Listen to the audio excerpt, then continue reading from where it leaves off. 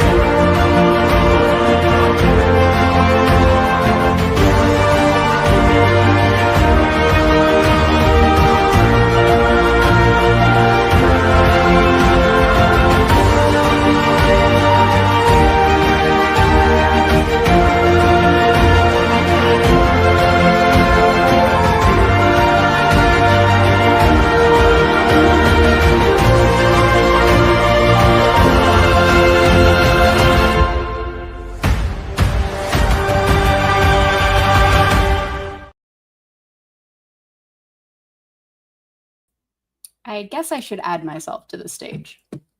Hi, everybody.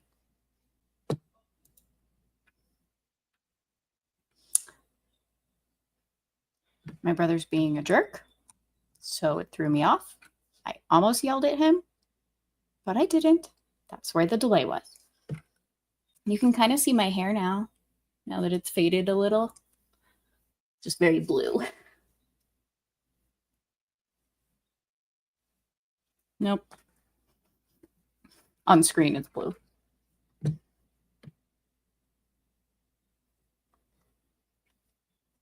Okay, I was doing something. My brother distracted me. I blame him. That is all. There's that. I put my stream elements in the chat, so that's pinned. Anybody feels like tipping, totally awesome. No obligation, but it's appreciated nonetheless. Welcome back. I feel like it's really dark in here. Is it really dark? Shut the fuck up. He goads me, and I can't help myself but yell at him. So there's that. Hopefully y'all can hear me. Okay, now my computer's working. That's good. All right. I swear I'm prepared. Okay. Today, I remembered that I had a shirt that I've never worn because it's freaking huge on me. Because it was like the last size that they had, I think, in it. But it is on theme. So you get to see my little green pants I have with it. But these, it's a little big, but it's hand embroidered. I think it's pretty awesome. Mainly because it's got my guy on it, Vegeta. Sorry, I have this like weird rug that my computer chair does not like to roll over very well, so it catches the edge. I'm a little chaotic today. My bad. How's everybody doing? I'm gonna pull up chat and say hi, everybody. As usual, first in chat. Hello, Legatus. welcome. And Dom, always a close second. Oh, thank you. Yeah, I keep forgetting to post in Discord. My bad. Hello, my dear Selena. How are you?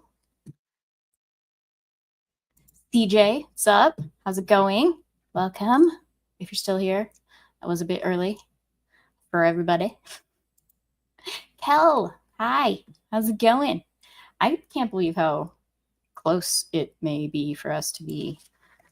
God, I am such a mess. Don't mind me. I had a lot of stuff go on this past week, so there's a bunch of stuff on my desk that I hate because it's in the way and it's like chaos. I'm glad to be back here to read you guys. Sorry, I'm very scatterbrained. As you can see, I have my RK Outpost mug today. What else? Not the link. Sure. Okay. I think we're all caught up with that. How's the holiday season treating everybody? That's a question to the world. I don't know. Something feels off. Like if I turned those on. Maybe there's a light bulb that went out. I don't know. Just feels weird. Whatever. Here. Dom, again, was kind enough to send me a little breakdown reminder for my recap. So I'm going to go ahead and jump into the recap for you. It's very interesting. So I was not shocked at all when Oolong came into the picture. That's what I'm going to call him from now on. I might even just read it into the story because his name is stupid. What is it? Eight legs or 8 rules? It's a stupid freaking name. But yeah, so Monkey was fighting the like pig spirit thing. And eventually we learned that he's another disciple of the pilgrim. Tripitaka. There we go. And so once he heard that, of course, apparently Monkey just needs to go around and say, hey, are you a disciple? Hey, are you a disciple? Hey, are you a disciple? Because that's how they kind of treat it too. It's just like, well, if you would have led with that when? Like when you were torturing this family by being a monster? Is that how I should have like approached you? First thing I say is, hey, what's up? You a disciple? No? All right. I know that was a weird question, but I need to check first. Like, come on. Get out of here. Yeah. So he joins the squad. They continue on their journey. They stop by a crow nest? Buddhist master. Oh, yeah. There was like a Buddhist. Instead of no. Wasn't he a Taoist? It was like the old ways that Monkey started with, because now they're Buddhist. But he got the Heart Sutra from this guy. And it's supposed to like protect them from evils or something. I should probably maybe check. That's the wrong chapter, Tiffany. There it is.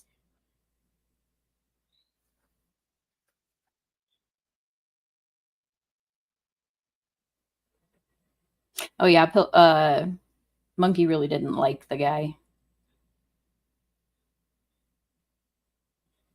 Because like he told them a poem and it basically seemed to make fun of Monkey and Oolong. I say Oolong, by the way, for those that have not watched Dragon Ball and Dragon Ball Z. That's the pig-like character in Dragon Ball Z. And that's why in my Twitter post, I put him in parentheses. But yeah, so he gets that Dharma Sutra, not Dharma, whatever. I read the Dharma Master met monsters in his ordeal stuff. So yeah. And then chapter 20, They meet some people along their way, and they stay at someone's house who kind of like warns them from going further until they learn that, you know, he's got these people to protect him, whatever. They continue on to Yellow Wind Ridge, where they encounter the Tiger Vanguard. Seems to be a human like creature that can turn into a tiger or something of the like. Who like serves the master of the mountain. And they fight him, but he runs away. And then he goes back to like their base camp and goes back out to fight them.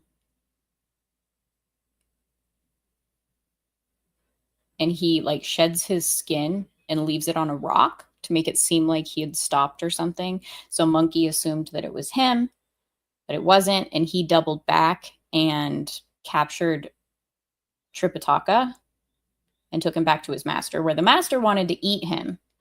But the master was smart and was just like, let's wait a few days to see if they his disciples find us and ask about him, because then that would be trouble. But if they don't show up, then we can eat him.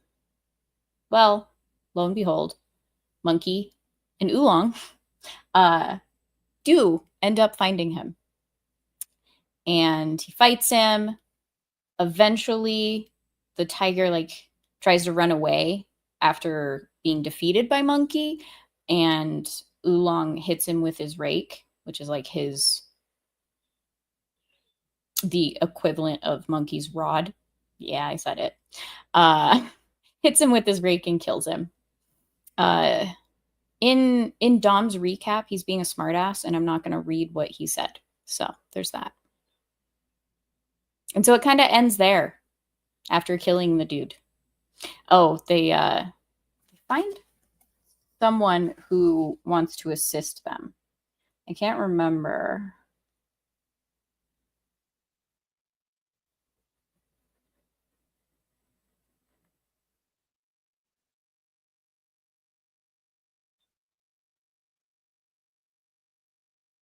Oh, yeah. Monkey calls him idiot, and I love that. It's really funny.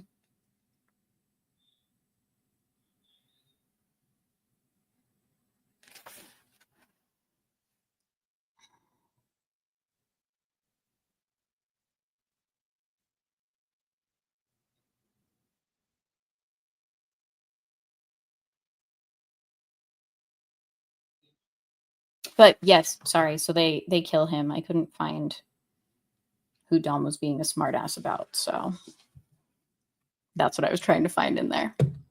I'm going to say hi to the rest of the chat, but that's the basic recap of what happened last time. Tripitaka's being a little bitch like he do because he can't save himself because he's a Buddha master or whatever. Pilgrim. Blah. Clean hands make tortillas, huh? Hi, Clinton. How's it going? Welcome. Oh, Dom, you had asked him. Oh. I did my Christmas shopping at Thanksgiving. I get that done as early as possible. Technically, I did it in August, too. Prof and I actually had an argument about that. Because I like to be prepared, so I buy things early, but he thinks that that's wrong because it doesn't have the Christmas spirit. And that's such a silly argument to me because I'm getting it for Christmas, which puts me in the Christmas spirit, if you will. And therefore, it still has that behind the gift and the reasoning. Just because it's not at Christmas time does not mean, and that's an argument for Die Hard, I'm just saying. There's people that sit there and say it's not a Christmas movie because there's no Christmas spirit. Like, where's the Christmas spirit? What do you mean, where's the Christmas spirit? He's going home to try and mend things with his wife and be with his family for Christmas. Just because he doesn't have the same Christmas spirit that you want him to does not mean he doesn't have Christmas spirit. In the spirit of Christmas, he's going home to extend an olive branch and try and work things out so he can be with his family and they can be whole again. That, to me, is Christmas spirit. And that is established in, like, the first scene of the movie. So that argument is void. Just saying. Not that any of you were arguing that Die Hard was not a Christmas movie, but anybody who's retarded enough to think that it isn't is, like I said, retarded. Jeremy. Not that he'll see this.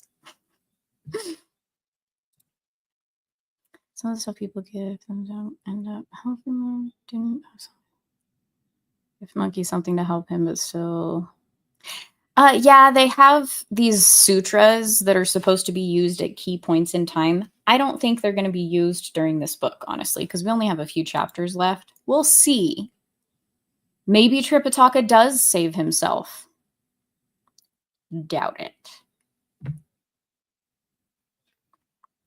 You don't like Christmas? I don't either. I fake it till I make it, Kel. Zombie Box Reviews, hello. If you're still here, hi. I was just rambling through my recap. Don't mind me.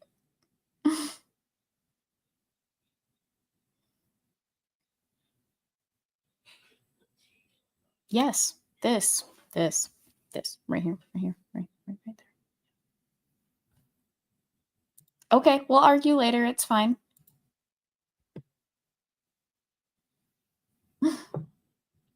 I'm assuming you're calling Kel a Grinch, or me, I guess. Oh, that's honey.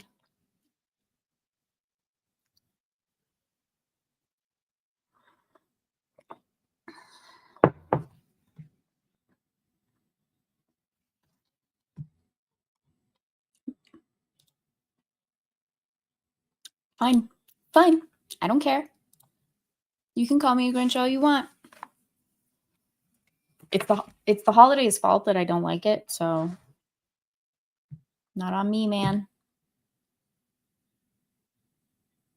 All right.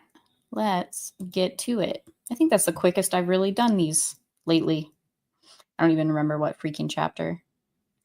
We're on chapter 21, I think. And I know Dom put it in his recap, but it's an off day.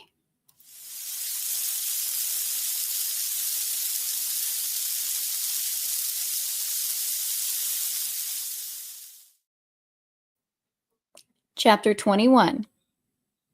I was trying to read this while that was going on because the title is very weird. The Harapalis prepare lodging for the great sage. Lingji of Sumeru crushes the wind demon. We shall now tell about those 50 defeated little demons who rushed into the cave carrying their broken drums and torn banners. Great king, they cried, the tiger vanguard was no match for the hairy-faced monk. That monk chased him down the eastern slope until the vanguard disappeared. When the old monster heard this, he was terribly upset. As he bowed his head in silent deliberation, another little demon who stood guard at the door came to report. Great king, the tiger vanguard was beaten to death by the hairy-faced monk and dragged up to our door to provoke battle. Hearing this, the old monster became even angrier. This fellow does not know when to stop, he said. I have not eaten his master, but he has killed our vanguard instead. How insolent! Whereupon he bellowed, Bring me my armor. I have heard only rumors about this pilgrim's son, and I'm going out there to find out what sort of monk he really is. Even if he has 9 heads and 8 tails, I'm going to take him in here to pay for the life of my tiger vanguard. The little demons quickly brought out the armor. After having been properly buckled and laced, the old monster took a steel trident and leapt out of the cave, leading the rest of the demons.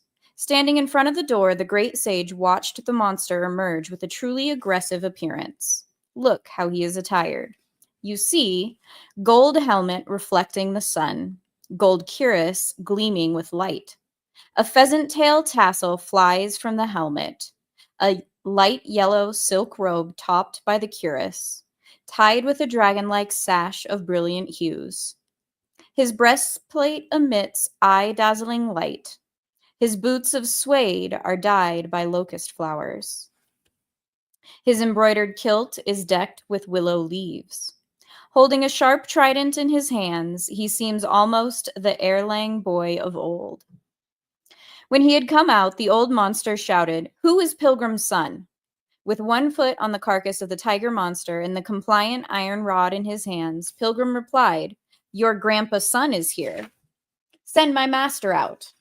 The old monster took a careful look and saw the diminutive figure of Pilgrim, less than 4 feet, in fact, and his sallow cheeks. He said with a laugh, too bad. I thought you were some kind of invincible hero, but you are only a sickly ghost with nothing more than your skeleton self left." "Child," said Pilgrim, laughing, "how you lack perception. Your grandpa may be somewhat small in size, but if you have the courage to hit me on the head with the handle of your trident, I'll grow 6 feet at once." "Harden your head," said the monster, "and have a taste of my handle." Our great sage was not in the least frightened. When the monster struck him once, he stretched his waist and at once grew more than 6 feet, attaining the height of 10 feet altogether. The monster was so alarmed that he tried to use his trident to hold him down, shouting, "Pilgrim's son, how dare you stand at my door displaying this paltry magic of body protection? Stop using tricks. Come up here and let's measure our real abilities." "My dear son," said Pilgrim with laughter, "the proverb says, 'Mercy should be shown before the hand is raised.' Your grandpa is pretty heavy-handed, and he fears that you won't be able to bear even one stroke of this rod." Refusing to listen to any such discussion, the monster turned his trident around and stabbed at Pilgrim's chest. The great sage, of course, was not at all perturbed, for, as the saying goes, the expert is never exercised. He raised his rod and, using the movement of the black dragon sweeping the ground to parry the trident, struck at the monster's head. The two of them thus began a fierce battle before that yellow wind cave. The monster king became enraged. The great sage released his might. The monster king became enraged, wishing to seize Pilgrim to pay for his vanguard. The great sage released his might to capture the spirit and to save the priest. The trident arrived, blocked by the rod. The rod went forth, met by the trident.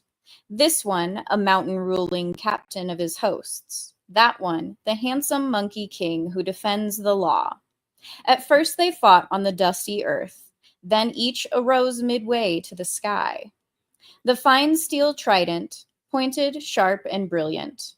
The compliant rod, body black and yellow hoops. Stabbed by them, your soul goes back to darkness. Struck by them, you'll face King Yama. You must rely on quick arms and keen sight. You must have a tough frame and great strength. The two fought without regard for life or death. We know not who will be safe or who will be hurt.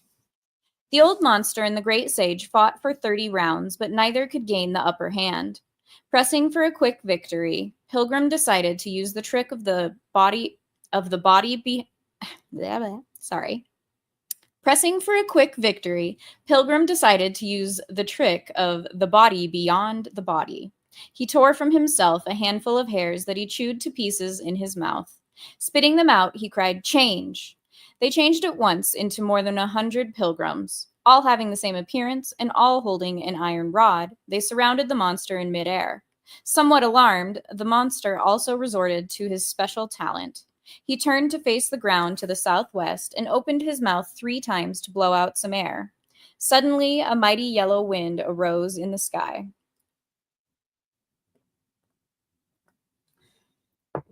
Dear wind, it was indeed powerful.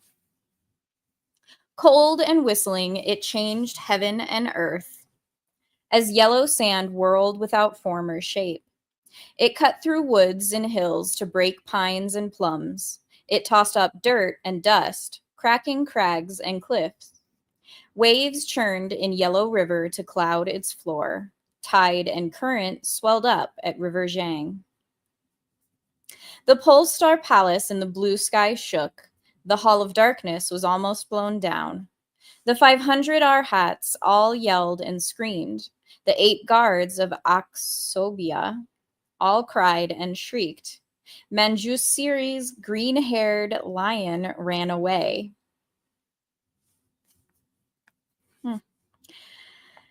Visvabhadra lost his white elephant. Snake and Turtle of Zhenwu left their fold. Aflutter were the saddle flaps of Zaitong's mule. Traveling merchants sent their cries to heaven, and boatmen bowed to make their many vows. Their mist-like lives awash in rolling waves, their names, their fortunes adrift in the tide. Caves on Genie Mountains were black as pitch. The Isle of Penglai was gloomy and dark. Lao Jai could not tend his elixir oven. Age Star folded his fan of grapevine leaves. As Queen Mother went to the Peaches feast, the wind blew her skirt and pins awry. Erlang lost his way to the Guangzhou town. Nada found it hard to pull out his sword. Li Jing missed the pagoda in his hand. Luban dropped his golden-headed drill. While 3 stories of thunderclap fell down, the stone bridge at Jiaozhou broke in twain. The orb of the red sun had little light. The stars of all heaven grew obscure and faint. Birds of south mountains flew to northern hills. The water of east lakes spilled over to the west. Fowls with mates broke up, they ceased their calls. Mothers and sons parted, their cries turned mute. Dragon kings sought yaksas all over the sea. Thunder gods hunted lightnings everywhere. 10 kings of Yama tried to find their judge. In hell, Bullhead ran after Horseface. This wind blew down the Potalaka Mount and whipped up one scroll of Guanyan's verse. White lotus blossoms, cut down, flew beside the sea. 12 halls of the Bodhisattva were blown down.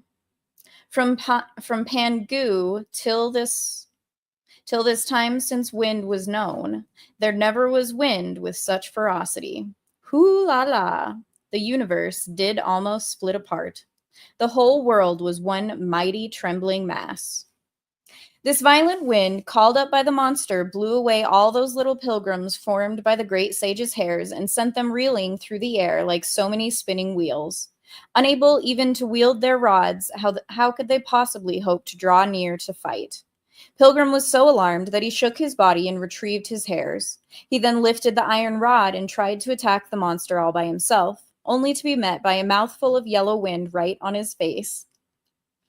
Those 2 fiery eyes with diamond pupils of his were so blasted that they shut tightly and could not be opened. No longer able to use his rod, he fled in defeat while the monster retrieved the wind, which we shall mention no further.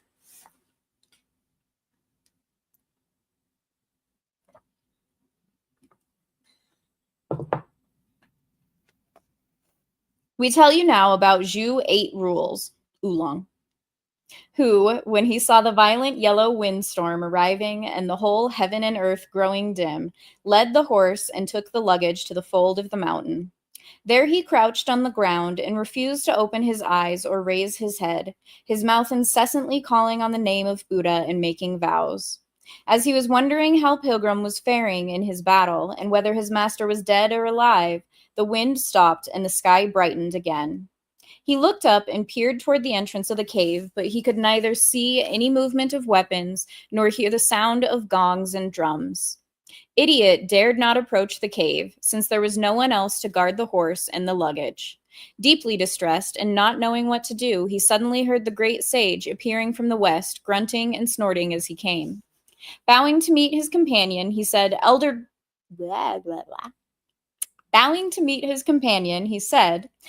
brother, what a mighty wind! Where did you come from? With a wave of his hand, Pilgrim said, Formidable! It's truly formidable. Since I, Old Monkey, was born, I have never witnessed such a violent wind. That old monster fought me with a steel trident, and we battled for over 30 rounds. It was then that I used the magic of the body beyond the body, and had him surrounded.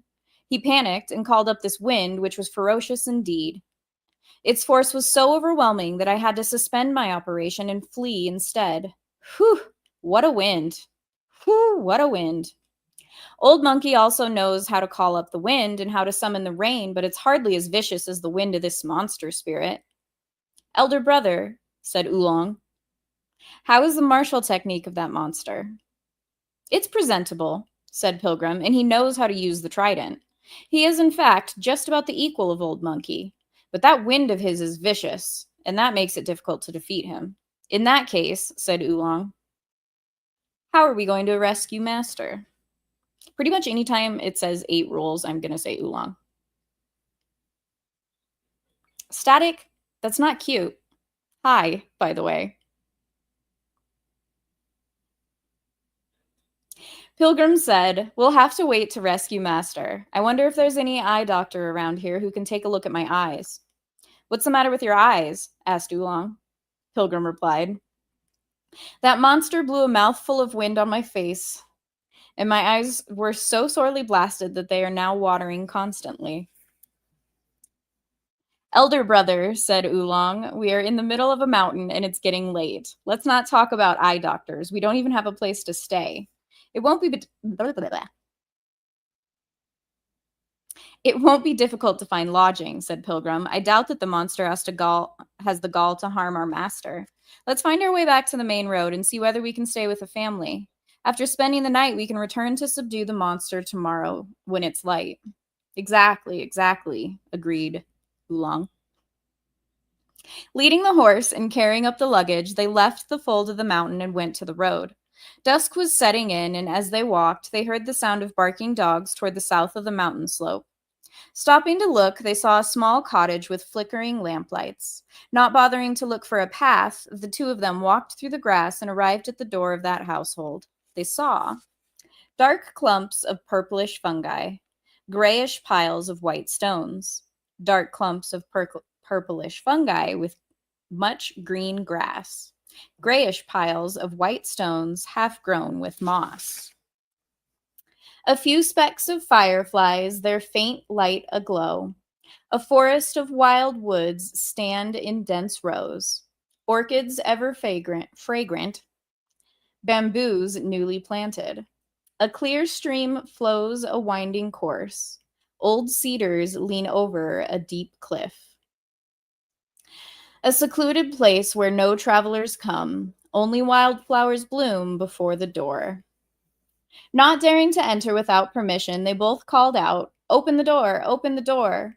An old man inside appeared with several young farmers, all holding rakes, pitchforks, and brooms. Who are you? Who are you? They asked. With a bow, Pilgrim said, we are disciples of a holy monk from the great Tang in the land of the East. We were on our way to seek scriptures from the Buddha in the western heaven when we passed through this mountain, and our master was captured by the yellow-wind great king. We have yet to rescue him. Since it is getting late, we have come to ask for lodging for one night at your house. We beg you for this means of convenience. Returning the bow, the old man said, pardon me for not coming to greet you. This is a place where clouds are more numerous than people, and when we heard you calling at the door just now, we were afraid that it might be someone like a wily fox, a tiger, or a bandit from the mountain. That's why my little ones might have offended you by their rather brusque manner. Please, come in. Please, come in. The two brothers led the horse and hauled the luggage inside.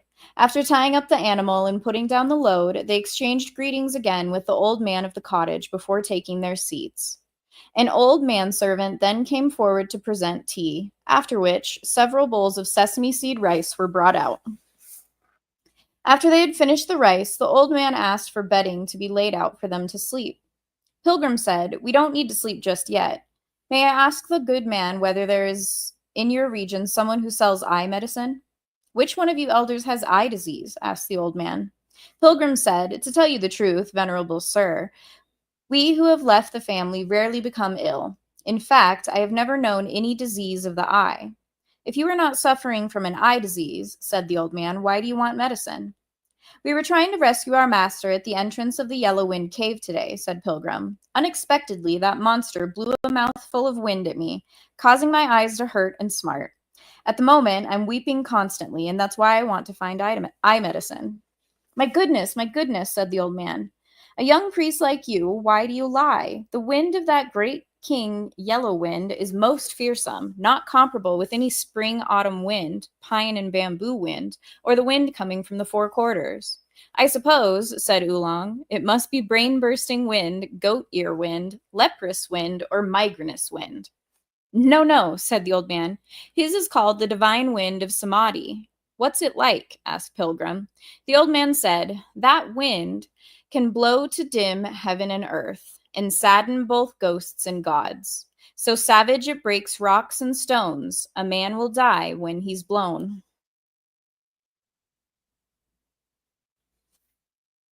If you had encountered that wind of his, you think you will still be alive?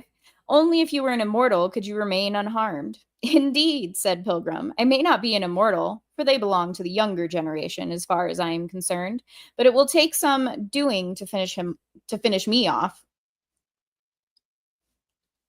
That wind, however, did cause my eyeballs to hurt and smart. If you can say that, said the old man, you must be a person with some background. Our humble region has no one who sells eye medicine. But I myself suffer from watery eyes when the wind blows in my face, and I met an extraordinary person once who gave me a prescription. It's called the 3 Flowers and 9 Seeds ointment, capable of curing all wind-induced eye maladies. When Pilgrim heard these words, he bowed his head and said humbly, I'm willing to ask you for some and try it on myself. The old man consented and went into the inner chamber. He took out a little cornelian vase and pulled off the stopper. Using a small jade pen to scoop out some ointment, he dabbed it into Pilgrim's eyes, telling him to close his eyes and rest quietly, for he would be well by morning. After doing this, the old man took the vase and retired with his attendants. Oolong untied the bags, took out the bedding, and asked Pilgrim to lie down. As Pilgrim groped about confusedly with his eyes closed, Oolong laughed and said, Sir, where's your seeing eye cane? You overstuffed idiot, said Pilgrim. You want to take care of me as a blind man? Giggling to himself, Idiot fell asleep, but Pilgrim sat on the mattress and did exercises to cultivate his magic power. Only after the 3rd watch did he sleep. Soon it was the 5th watch, and dawn was about to break. Wiping his face, Pilgrim opened his eyes, saying, It's really marvelous medicine. I can see 100 times better than before. He then turned his head to look around. Ah! There were neither buildings nor halls, only some old locust trees and tall willows. The brothers were actually lying on a green grass meadow. Just then, Oolong began to stir, saying, Elder brother, why are you making all these noises? Open your eyes and take a look, said Pilgrim. Raising his head, Idiot discovered that the house had disappeared. He was so startled that he scrambled up at once, crying, Where's my horse? Isn't it over there, tied to a tree, said Pilgrim. And the luggage? Asked Oolong. Isn't it there by your head? Said Pilgrim. This family is rather shifty, said Oolong. If they have moved, why didn't they give us a call? If they had let old Hog know about it, they might have received some farewell gifts of tea and fruits. Well, I suppose they must be trying to hide from something and are afraid that the county sheriff may get wind of it. So they moved out in the night. Good heavens, we must have been dead to the world. How could we not have heard anything when they dismantled the whole house? Idiot, stop babbling, said Pilgrim, chuckling. Take a look on that tree and see what kind of paper slip is there. Oolong took it down. It was a 4-line poem that read, This humble abode's no mortal abode, a cottage devised by the guardians of law, who gave the wondrous balm to heal your sore. Fret not, and do your best to quell the fiend. Pilgrim said, A bunch of roguish deities. Since we changed to the dragon horse, I had not taken a roll call of them. Now they are playing tricks on me instead. Elder brother, said Oolong, stop putting on such airs. How could they ever let you check them off the roll? Brother, said Pilgrim, you don't know about this. These 18 protectors of monasteries, the 6 gods of darkness and 6 gods of light, the guardians of 5 points, and the 4 sentinels, all have been ordered by the Bodhisattva to give secret protection to Master. The other day they reported their names to me, but since you have been with us, I have not made use of them. That's why I haven't made a roll call. Elder brother, said Oolong, if they were ordered to give secret protection to Master, they had reason not to reveal themselves. That's why they had to devise this cottage here, and you shouldn't blame them. After all, they did put ointment on your eyes for you yesterday, and they did take care of us for 1 meal. You can say that they have done their duty. Don't blame them. Let's go and rescue Master. Brother, you are right, said Pilgrim. This place is not far from the Yellow Wind Cave. You had better stay here and look after the horse and luggage in the woods.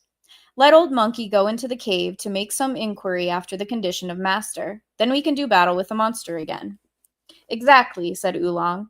You should find out whether Master is dead or alive. If he's dead, each one of us can tend to our own business. If he's not, we can do our best to discharge our responsibility, Pilgrim said. Stop talking nonsense. I'm off. With one leap, he arrived at the entrance of the cave and found the door still shut and the inhabitants sound asleep. Pilgrim neither made any noise nor disturbed the monsters. Making the magic sign and reciting the spell, he shook his body and changed at once into a spotted-leg mosquito. It was tiny and delicate, for which we have a testimonial poem. A pesky small shape with sharp sting. His tiny voice can hum like thunder. Adept at piercing gauze nets and orchid rooms, he likes the warm, sultry climate. He fears incense and swatting fans, but dearly loves bright lights and lamps. Airy, agile, all too clever and fast, he flies into the fiend's cave. The little demon who was supposed to guard the door was lying there asleep, snoring. Pilgrim gave him a bite on his face, causing the little demon to roll over half awakened. Oh, my father, he said. What a big mosquito. One bite and I already have a big lump. He then opened his eyes and said, Why, it's dawn. Just then, the second door inside opened with a creak, and Pilgrim immediately flew in. The old monster was giving orders to all his subordinates to be especially careful in guarding the various entrances while they made ready their weapons. If the wind yesterday did not kill that Pilgrim's son, he said, he will certainly come back today. When he comes, we'll finish him off. Hearing this, Pilgrim flew past the main hall and arrived at the rear of the cave, where he found another door tightly shut. Crawling through a crack in the door, he discovered a large garden in the middle of which, bound by ropes to a pole, was the Tang monk. That master was shedding tears profusely, constantly wondering where Wukong and Wu Ning were to be found. Pilgrim stopped his flight and alighted on his bald head, saying, Master! Recognizing his voice, the elder said, Wukong, I nearly died thinking of you. Where are you calling from? Master, said Pilgrim, I'm on your head. Calm yourself and stop worrying, little bitch. We must first capture the monster before we can rescue you. Disciple, said the Tang monk, when will you be able to capture the monster? The tiger monster who took you, said Pilgrim, has already been slain by Oolong, but the wind of the old monster is a powerful weapon. I suspect we should be able to capture him today. Relax and stop crying. I'm leaving. Having said that, he flew at once to the front, where the old monster was seated aloft, making a roll call of all the commanders of his troops. A little demon suddenly appeared, waving the command flag. He dashed up to the hall, crying, Great King, this little one was on patrol in the mountain when he ran into a monk with a long snout and huge ears sitting in the woods not far from our entrance. If I hadn't run away quickly, he would have caught me, but I didn't see that hairy-faced monk who came here yesterday. If Pilgrim's son is absent, said the old monster, it may mean that he's been killed by the wind, or he may have gone to try to find help. Great King, said one of the demons, it would be our good fortune if he had been killed, but suppose he's not dead. If he succeeds in bringing with him some divine warriors, what shall we do then? The old monster said, Who's afraid of any divine warrior? Only the Bodhisattva Lingji can overcome the power of my wind. No one else can do us any harm. That pilgrim, resting on one of the beams above him, was delighted by this one statement. He flew out of the cave at once, and changing back into his original form, arrived at the woods. Brother, he called. Oolong asked, Elder brother, where have you been? Just now a monster with a command flag came by, and I chased him away. Thank you, said Pilgrim, laughing. Old Monkey changed into a mosquito to enter the cave to see how Master was doing. I found him tied to a post in the garden, weeping. After telling him not to cry, I flew around the roof to spy on them some more. That was when the fellow who held the command flag came in panting, saying that you had chased him. He also said that he had not seen me. The old monster made some wild speculations about my having been killed by the wind or else having gone to find help. Then, without being prompted, he suddenly mentioned someone else. It's marvelous, simply marvelous. Whom did he mention? Asked Oolong. He said that he wasn't afraid of any divine warrior, said Pilgrim, for no one else could overpower his wind save the Bodhisattva Lingji. The only trouble is that I don't know where this Lingji lives. As they were thus conversing, they suddenly saw an aged man walking by the side of the main road. Look at his appearance. Strong, he uses no cane to walk, with flowing snow-like hair and beard. Though wit and eyes are quite dim and blurry, thin bones and sinews are still tough. Back and head bent, he walked slowly, with thick brows and a pink face, childlike. Look at his features, and they seem human, though he's like Long Life's star, no less. Highly pleased when he caught sight of him, Oolong said, "Elder brother, the proverb says, you want to know the way, hear what the tourists say. Why don't you approach him and ask?" The great sage put away his iron rod and straightened out his clothes. Approaching the old man, he said, "Aged sir, receive my bow." Somewhat reluctantly, the old man returned his greeting, saying, "What region are you from, monk? What are you doing here in this wilderness?" "We are holy monks on our way to seek scriptures," said Pilgrim. "Yesterday we lost our master here, and so I'm approaching you to ask where the Bodhisattva Lingji lives." "Lingji lives south of here," said the old man, "about 3,000 miles away. There's a mountain called the Little Sumeru Mountain, which has within it a land of the way, the Chan Hall, where the Bodhisattva lectures on sutras. I suppose you were trying to obtain scriptures from him." "Not from him," said Pilgrim, "but I have something that requires his attention. Will you please show me the way?" Pointing with his hand toward the south, the old man said, "Follow that winding path." The great sage son was tricked into turning his head to look at the path, when the old man changed himself into a gentle breeze and vanished. A small slip of paper was left beside the road on which was written this quatrain. No idea what that means. I'm assuming poem, because that's what I'm about to read. "To tell the equal to heaven, great sage, the old man is in truth one long life lie. On Sumeru's the flying dragon staff, Lingji in years past received this Buddhist arm." Pilgrim took up the slip and went back down the road. "Elder brother," said Oolong, "our luck must have been rather bad lately. For 2 days we saw ghosts in broad daylight. Who is that old man who left after changing into a breeze?" Pilgrim gave Oolong the slip of paper. "Who is this long life Lee?" I said lie earlier, didn't I? Whatever. Asked Oolong, when he had read the verse. "It's the name of the planet Venus from the west," said Pilgrim. Oolong hurriedly bowed toward the sky, crying, "Benefactor, benefactor, had it not been for the gold star, who personally begged the Jade Emperor to be merciful, I don't know what would have become of old Hog." "Elder brother," said Pilgrim, You do have a sense of gratitude, but don't expose yourself. Take cover deep in the woods and carefully guard the luggage and the horse. Let Old Monkey find the Sumeru Mountain and seek help from the Bodhisattva." I know, said Oolong. "Hurry up and go. Old Hog has mastered the law of the turtle. Withdraw your head when you needn't stick it out."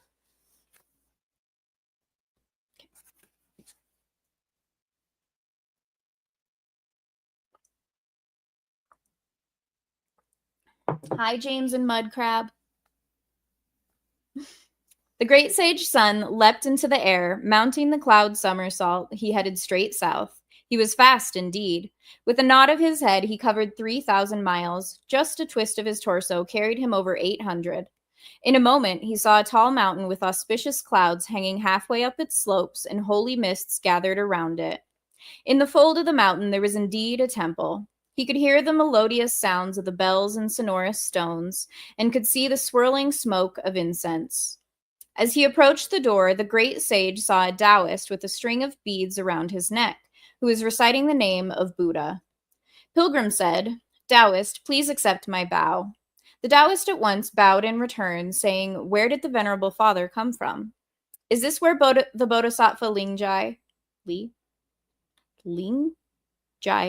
expounds the scriptures?" Sorry, obviously, I don't know Chinese.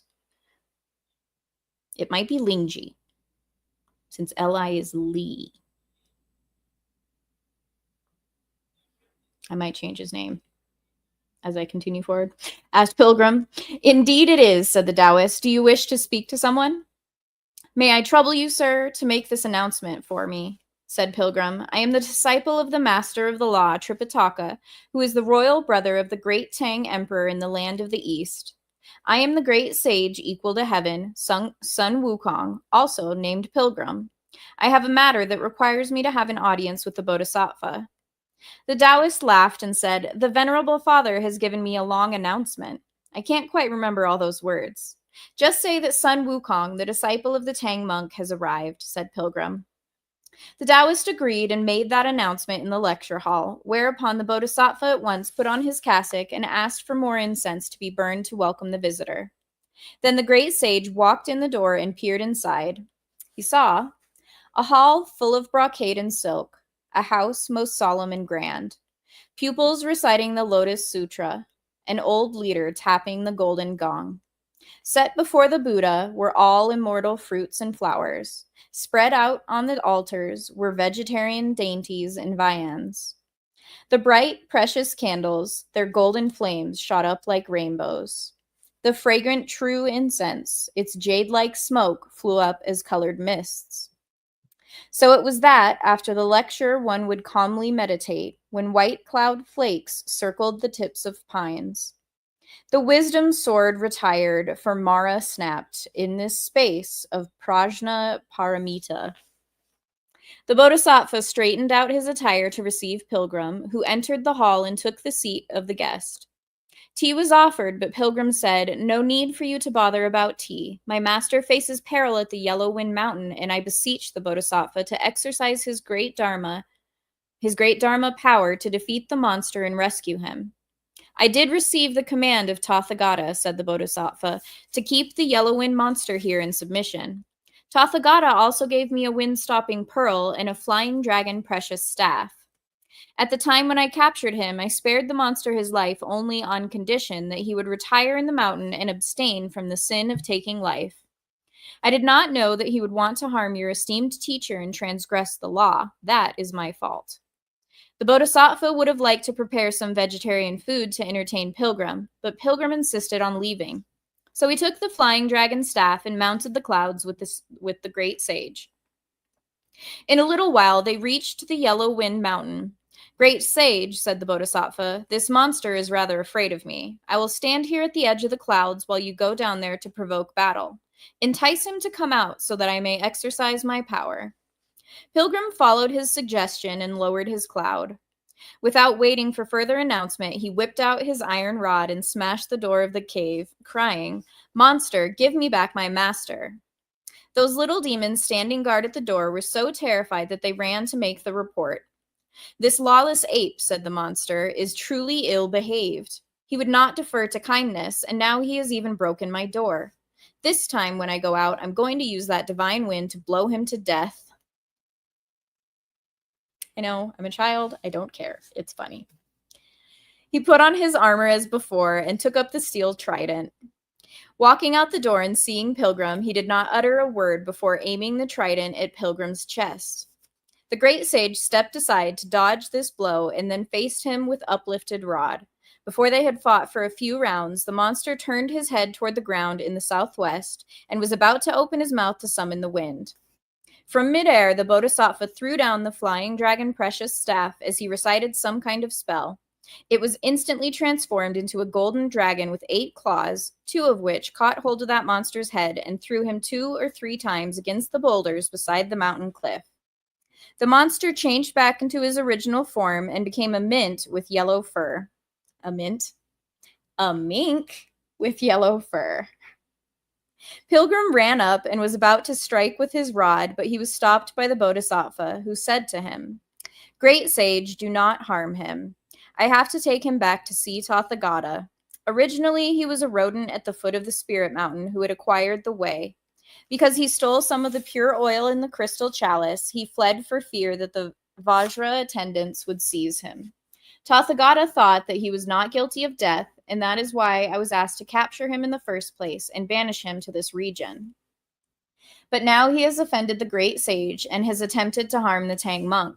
Therefore, I must take him to see Tathagata so that his guilt may be clearly established. Only then will this merit be completed. When Pilgrim heard this, he thanked the Bodhisattva, who left for the west, and we shall say no more of that. We now tell you about Zhu Oolong. who was thinking about Pilgrim in the woods when he heard someone calling down by the slope. Brother Wu Nang, bring the horse and the luggage here. Recognizing Pilgrim's voice, Idiot quickly ran out of the woods and said to Pilgrim, Elder brother, how did everything go? I invited the Bodhisattva Lingji to come here, said Pilgrim, to use his flying dragon staff to capture the monster. He was a mink with yellow fur who became a spirit and has now been taken by the Bodhisattva to Spirit Mountain to face Tathagata. Let's go into the cave to rescue Master. Idiot was delighted.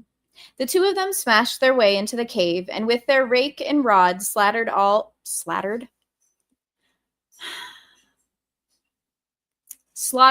the wily hares, the vixen, the musk deer, and the horned deer.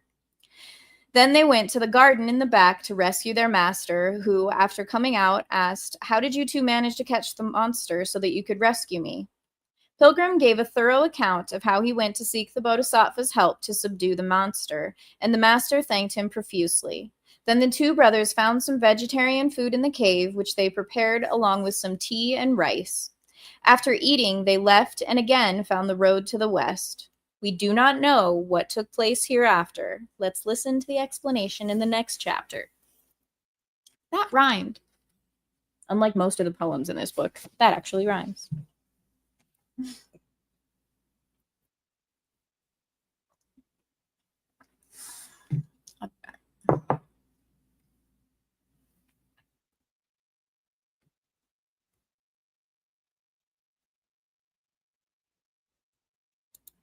Official hello, Static, if you're still here, even though you're a smartass in chat. Dermy's favorite? Ugh. You'd be one of the people who doesn't hear the sound of the bell ringing because you're not in the Christmas spirit. Yeah, I would. And I wouldn't care. You don't hear because you listened to too much metal in your teen years. I still listen to metal. But hi and welcome officially, Mudcrab, if you're still here as well.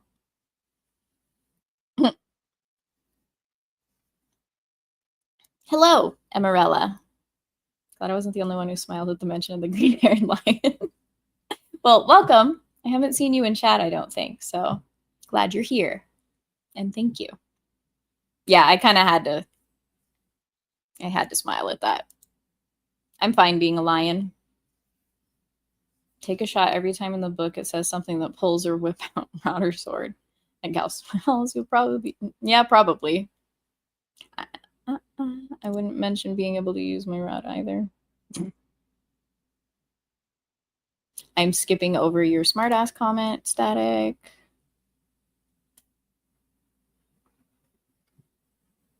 I can't have take my head out of the gutter, Dom. With this book, it's ridiculous. As you very well know. And official, hello, James M. Davis 1. Welcome. Appreciate you being here. No, not poor Tripitaka. He's a punk. Sorry your internet's being janky. You stayed for the fart jokes. Ridiculous. Awful, terrible. I hate fart jokes so much. Well, it's not just fart jokes, toilet humor. I can tolerate it if it's like in a movie that's not mainly focused on that's all the humor involved. Like if there's actually a good story to it and it's not just toilet humor, I'm okay with it. But if it's freaking like I don't what's the name of the movie? It had foresight when it didn't know that it would have foresight. It's like where idiots they go to the future and like the idiots of the modern times are actually super smart. What the hell is that movie called? They wear Crocs in the movie because the costume design people thought that they were so ugly no one would ever wear, like they're so ridiculous that no one would actually wear them as shoes, and now we're wearing them as shoes. Like freaking Idiocracy. I don't like. Thank you, Kel. Yes. Jinx. Yeah, I don't like that movie because it's really dumb. Like I don't like dumb humor. I don't like dumb protagonists. So I don't like freaking Talladega Nights because the people are so ridiculous that it steps too far out of the bounds of my ability to suspend disbelief that someone could get that far in life and be supported by people enough, like tolerated by people enough to where they would ignore how stupid they are. Like I don't like that. Yeah.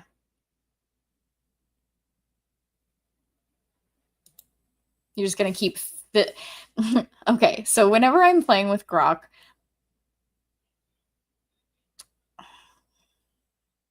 whatever I said, what I said. I do have that thought in the back of my head of I'm just feeding the AI more and more information for it to grow faster. And it kind of goes against my principles, but it's also fun. So sometimes if I'm in need of fun, I just figure it out and not figure it out. I just enjoy making use of Grok.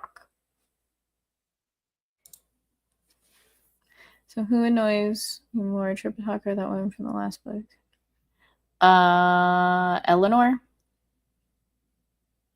Eleanor. Tripitaka at least has some consistency in his character, even though he's a weakling. Eleanor was just, God, she was just obnoxious. And like, you don't know if it's real or not. I think I have a cat that needs to be let inside. I'm going to refresh my tea. I will be right back. But yes, that's my answer, Dom.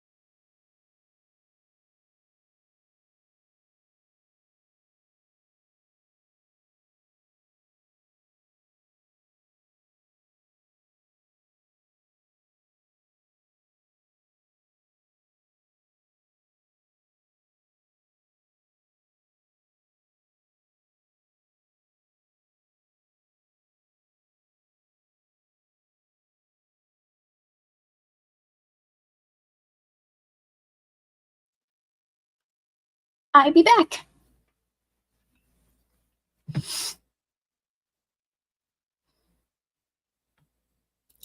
No, I just hate the fact that it became a documentary, though.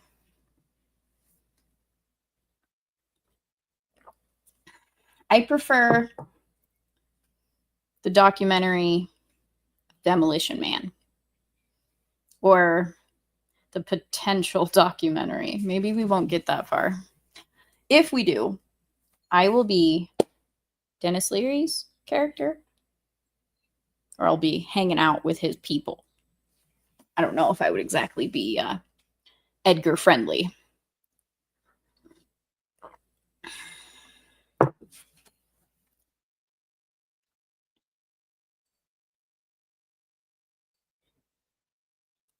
most of Will Ferrell's characters annoy me. It's a rare occasion that I like a Will Ferrell movie.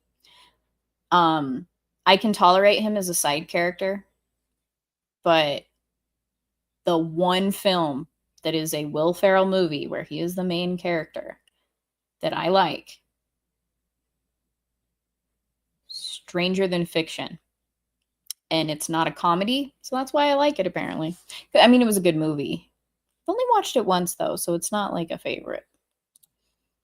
Well, thank you, Dom. I appreciate you. Yes, this is the Bodhisattva Lingi. It's Bodhisattva Guanyin that's been the main one throughout the journey so far. She's the female one. I think Lingi, pretty sure it's a hard G when you pronounce it. That includes a young girl from chapter 2 who wouldn't drink her milk. Yes. Well, okay. Not that I really want to talk about this book much. I really don't want to talk about it at all, but I'm going to get this point out.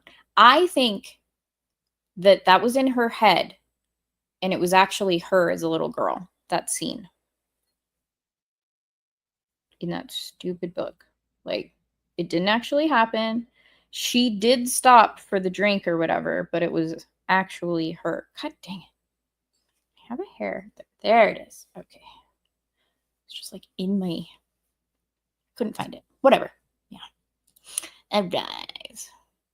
I don't know if I've actually seen it, so I guess I can't really say that I don't like it, but I don't like Will Ferrell.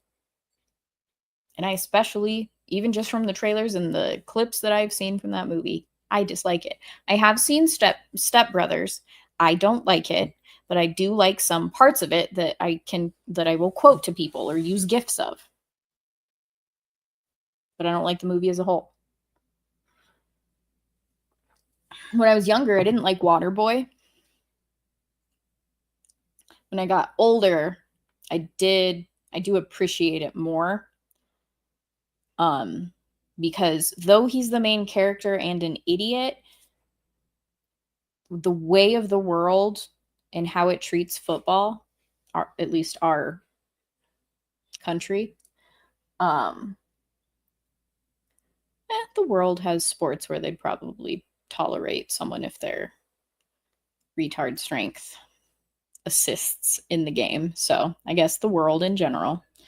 It's believable that they would set aside the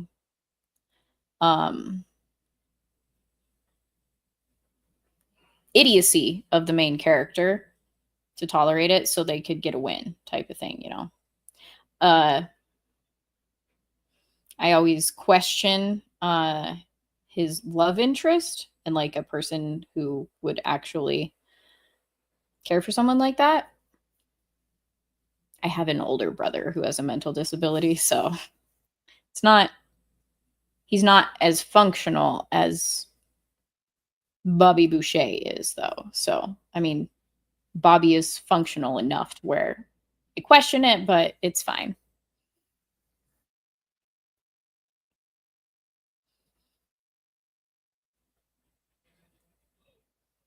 Favorite Adam Sandler movie? That is a tough one.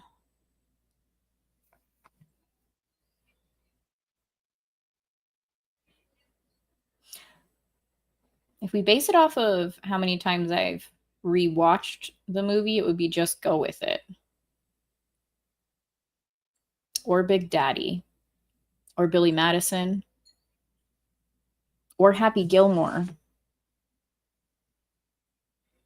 Don't make me choose. Please. Those are my, like, what, top 5? So Happy Gilmore, Billy Madison, Big Daddy. Just Go With It. I feel like I'm missing one more. I didn't really care for Mr. Deeds. I wouldn't consider Waterboy a favorite. So my top 4.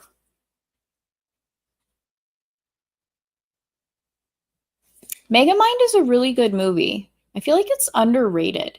Is that Disney DreamWorks? I can't remember. I really enjoyed Megamind, though. I should rewatch that. It's been a hot minute.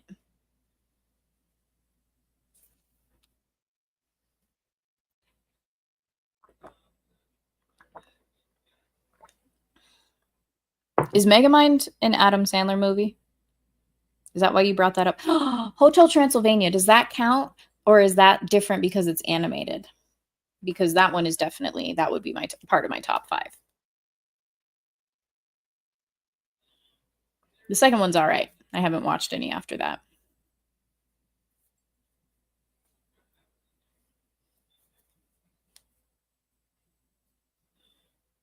I feel like I'm missing some. But yeah. Adam Sandler is different than toilet humor, by the way. I'm sure some people are questioning why I like Adam Sandler, but I don't like Will Ferrell. But it's just a different kind of humor where it might be stupid humor and there might be toilet humor to it, but like his character, he's not an idiot. Like even in Billy Madison, he's not actually an idiot. He's just misguided. Big Daddy, it's the same way. He's a freaking lawyer. Like he's a smart character. He's just lazy and misguided. Happy Gilmore is very much the same. Just go with it. Yeah. So I'm okay with toilet humor as long as the main characters are not all intolerable, like people that you wouldn't really tolerate in real life. I didn't really like Click or Chuck and Larry, by the way. So I didn't think of those, but that's why. Because they were whatever.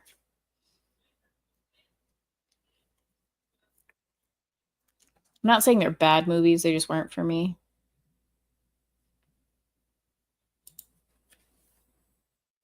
Oh, it's a Will Ferrell movie. 8 Crazy Nights was funny.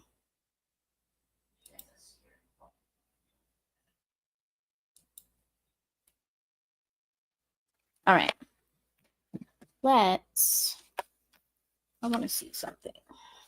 As you know, I consistently forget how many pages are in the book. I think it's like 470 or something like that. Well, just went past 70, so 478. We're at 421.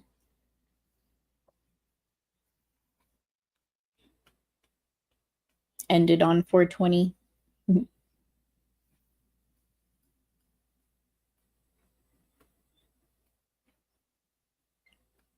Don't worry, I'm aware I'm a child.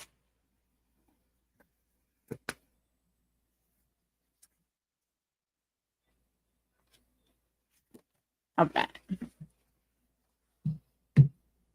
24 chapters. To answer your question, Dom, let's get back into it, though.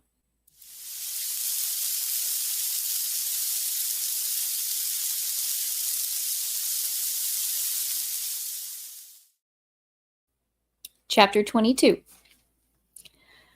Oolong fights fiercely at the flowing sand river. Moxa, by order, receives Wu Jing's submission. Now we tell you about the Tang monk and his disciples, the 3 travelers, who were delivered from their ordeal. In less than a day, they passed the Yellow Wind Mountain and proceeded toward the west through a vast level plain.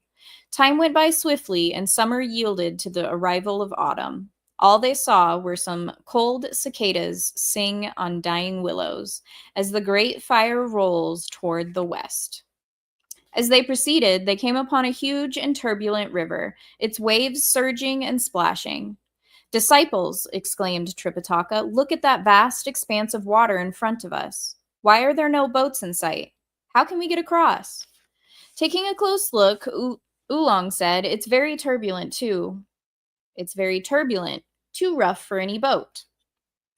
Pilgrim leapt into the air and peered into the distance, shading his eyes with his hands. Even he became somewhat frightened and said, "Master, it's truly hard, truly hard." If only Monkey wishes to cross this river, he need only make one twist of his body and he will reach the other shore. But for you, master, it's 1,000 times more difficult, for you can't traverse it even in 10,000 years. I can't even see the other shore from here, said Tripitaka. Really, how wide is it? It's just about 800 miles wide, said Pilgrim. Elder brother, said Oolong, how could you determine its width just like that? To tell you the truth, worthy brother, said Pilgrim, these eyes of mine can determine good or evil up to 1,000 miles away in daylight. Just now, when I was up in the air, I could not tell how long the river was, but I could make out its width to be at least 800 miles. Sighing anxiously, the elder pulled back his horse and suddenly discovered on the shore a slab of stone. When the three of them drew closer to have a look, they saw 3 words written in seal script, Flowing Sand River, which below which there were also 4 lines written in regular style. It read, these flowing sand meets, like meters, I think is what that means. These flowing sand meets 800 wide, these weak waters 3,000 deep. A goose feather cannot stay afloat. A rush petal will sink to the bottom. As master and disciples were reading the inscription, the waves in the river suddenly rose like tall mountains, and with a loud splash from the midst of the waters, a monster sprang out. Looking most savage and hideous, he said, he had a head full of tousled and flame-like hair, a pair of bright round eyes which shone like lamps, an indigo face, neither black nor green, an old dragon's voice like thunderclap or drum. He wore a cap of light yellow goose down, 2 strands of white reeds tied around his waist. Beneath his chin, 9 skulls were strung and hung. His hands held an awesome priestly staff. Like a cyclone, the fiend rushed up to the shore and went straight for the Tang monk. Pilgrim was so taken aback that he grabbed his master and dashed for high ground to make the escape. Putting down the pole, Oolong whipped out his rake and brought it down hard on the monster. The fiend used his staff to parry the blow, and so the 2 of them began to unleash their power on the bank of the flowing sand river. This was some battle. The 9-pronged rake, the fiend routing staff. These 2 met in battle on the river shore. This one was the marshal of heavenly reeds. That one was the curtain-raising captain by the throne. In years past, they met in divine Mist's hall. Today they fought and waged a test of might. From this one, the rake went out like a dragon stretching its claws. From that one, the staff blocked the way like a sharp-tusked elephant. They stood with their limbs outstretched. Each struck at the other's rib cage. This one raked madly, heedless of head or face. That one struck wildly, without pause or rest. This one was a cannibal spirit, long a lord of flowing sand. That one was a way-seeking fighter, upholding law and faith. Closing in again and again, the 2 of them fought for 20 rounds, but neither emerged the victor. The great sage, meanwhile, was standing there to protect the Tang monk. As he held the horse and guarded the luggage, he became so aroused by the sight of Oolong engaging that fiend that he ground his teeth and rubbed his hands vehemently. Finally, he could not restrain himself. Whipping out the rod, he said, "Master, sit here and don't be afraid. Let old Monkey go play with him a little." The master begged in vain for him to stay, and with a loud whoop, he leapt forward. The monster, you see, was just having a grand time fighting with Oolong, the 2 of them so tightly locked in combat that nothing seemed able to part them. Pilgrim, however, rushed up to the monster and delivered a terrific blow at his head with his iron rod. The monster was so shaken that he jumped aside. Turning around, he dove straight into the flowing sand river and disappeared. Oolong was so upset that he leapt about wildly crying, "Elder brother, who asked you to come? The monster was gradually weakening and was finding it difficult to parry my rake. Another 4 or 5 rounds and I would have captured him. But when he saw how fierce you were, he fled in defeat. Now what shall we do?" Brother, said Pilgrim, laughing, to tell you the truth, since defeating the Yellow Wind Fiend a month ago, I have not played with my rod all this time after leaving the mountain. When I saw how delicious your fight with him was, I couldn't stand the itch beneath my feet. That's why I jumped up here to have some fun with him. That monster doesn't know how to play, and I suppose that's the reason for his departure. I hate my life right now. This is the worst. Holding hands and teasing each other, the two of them returned to the Tang monk. Did you catch the monster? Asked the Tang monk. He didn't last out the fight, said Pilgrim, and he scrambled back to the water in defeat. Disciple, said Tripitaka, since this monster has probably lived here a long time, he ought to know the deep and the shallow parts of the river. After all, such a boundless body of weak water, and not a boat in sight, we need someone who is familiar with the region to lead us across. Exactly, said Pilgrim. As the proverb says, he who's near cinnabar turns red. He who's near ink becomes black. The monster living here must have a good knowledge of the water. When we catch him, we shall not slay him, but just make him take master across the river before we dispose of him. Elder brother, said Oolong, no need for further delay. You go ahead and catch him, while Old Hog guards our master. Worthy brother, said Pilgrim with a laugh, in this case, I've really nothing to brag about, for I'm just not comfortable doing business in water. If all I do is walk around down there, I still have to make the magic sign and recite the water-repelling spell before I can move anywhere. Or else I have to change into a water creature like a fish, shrimp, crab, or turtle before going in. If it were a matter of matching wits in the high mountains or up in the clouds, I know enough to deal with the strangest and most difficult situation, but doing business in water somewhat cramps my style. When I was Marshal of the Heavenly River in former years, said Oolong, I commanded a naval force of 80,000 men, and I acquired some knowledge of that element. But I fear that the monster may have a few relatives down there in his den, and I won't be able to withstand him if his 7th and 8th cousins all come out. What will happen to me then if they grab me? If you go into the water to fight him, said Pilgrim, don't tarry. Make sure, in fact, that you feign defeat and entice him out here. Then Old Monkey will help you. Right you are, said Oolong. I'm off. He took off his blue silk shirt and his shoes. Holding the rake with both hands, he divided the waters to make a path for himself. Using the ability he had developed in bygone years, he leapt through billows and waves and headed for the bottom of the river. We now tell you about that monster, who went back to his home in defeat.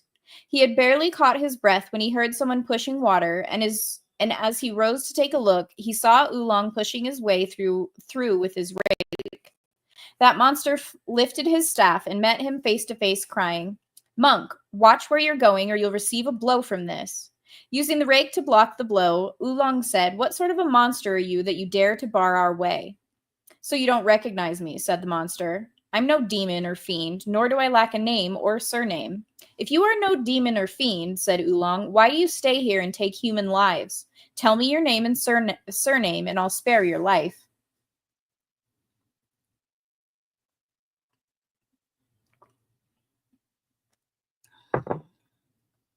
The monster said, My spirit was strong since the time of birth. I once made a tour of the universe, where my fame as a hero became well known, a gallant type for all to emulate. Through countless nations I went as I pleased. Over lakes and seas I did freely roam.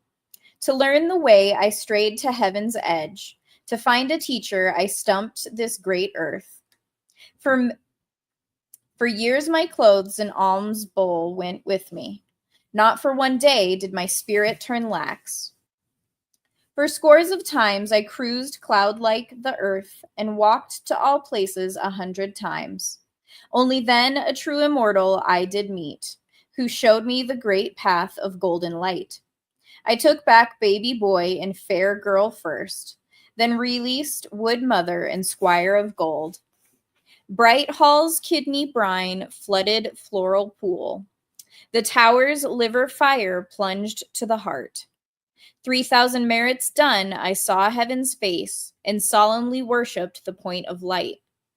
Then the Jade Emperor exalted me, the curtain-raising captain he made me. An honored one in South Heaven Gate, I was much esteemed at Divine Mist's Hall. I hung at my waist the tiger-headed shield. I held in my hands the fiend-routing staff. Just like the sunlight, my gold helmet shone. My body's armor flashed like radiant mists. I was chief of the guardians of the throne. I was first as attendant of the court. When Queen Mother gave the festival of Peach, she served our guests at Jasper Pool a feast. I dropped and broke a glass-like cup of jade, and souls from all the hosts of heaven fled. Jade Emperor grew mightily enraged. Hands clasped, he faced his council on the left. Stripped of my hat, my armor, and my rank, I made my whole body pushed to the block. I had my whole body pushed to the block. Only the great immortal naked feet came from the ranks and begged to have me freed. Pardoned from death and with my sentence stayed, I was sent to the shores of flowing sand. Sated, I lie wearily in the stream. Famished, I churn the waves to find my feed. The woodsman sees me and his life is gone. The fishers face me and they soon perish. From first to last, I've eaten many men. Over and over, I took human lives. Since you dare to work violence at my door, my stomach this day has its fondest hopes. Don't say you're too coarse to be eaten now. I'll catch you, and look, that's my minced meat sauce. Infuriated by what he heard, Oolong shouted, "You brazen thing! You haven't the slightest perception. Old Hog is tempted enough to make people's mouths water, and you dare say that I'm coarse and that I'm to be chopped up for a chopped meat sauce? Come to think of it, you would like to consider me a piece of tough old bacon." I mean, bacon's delicious.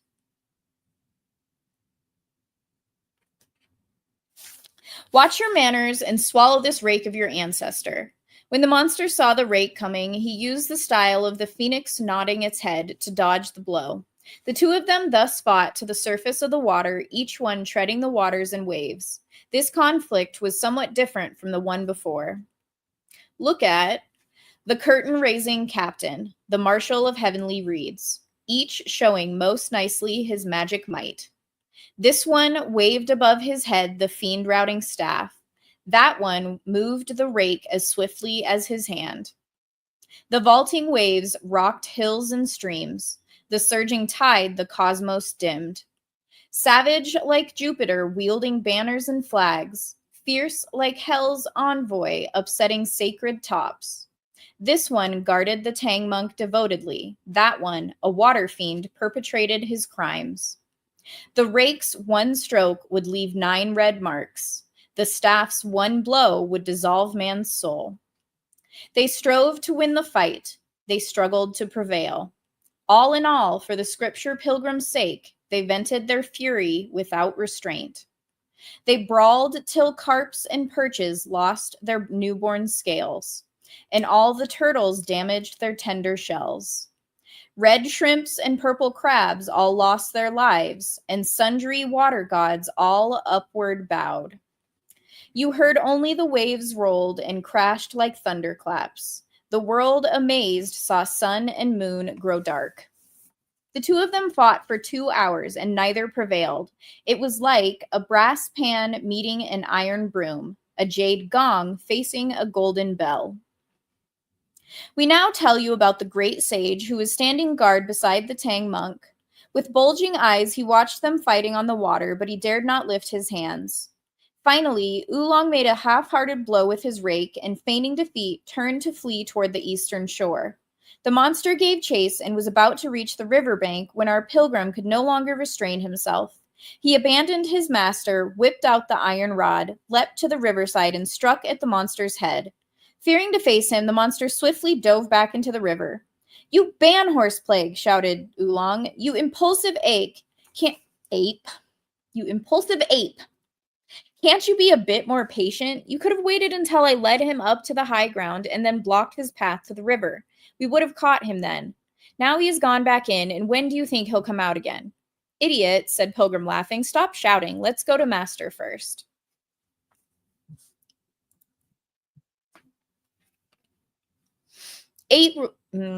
Oolong went with Pilgrim back to the high ground to Tripitaka. Disciple, said Tripitaka, bowing, you must be tired. I won't complain about my fatigue, said Oolong. Let's subdue the master and take you across the river. Only that plan is perfect. Tripitaka said, how did the battle go with the monster just now? He was just about my equal, said Oolong, and we fought to a draw. But then I feigned defeat and he chased me up to the bank. When he saw elder brother lifting his rod, however, he fled. So what are we going to do? Asked Tripitaka. Master, relax, said Pilgrim. Let's not worry now, for it's getting late. You sit here on the cliff and let Old Monkey go beg some vegetarian food. Take some rest after you eat, and we'll find a solution tomorrow. You are right, said Oolong. Go and come back quickly.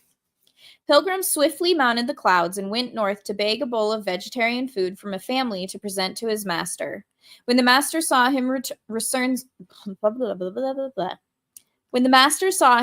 so soon, he said, Wukong, let us go to that household which gave us the food and ask them how we may cross this river. Isn't this better than fighting the monster?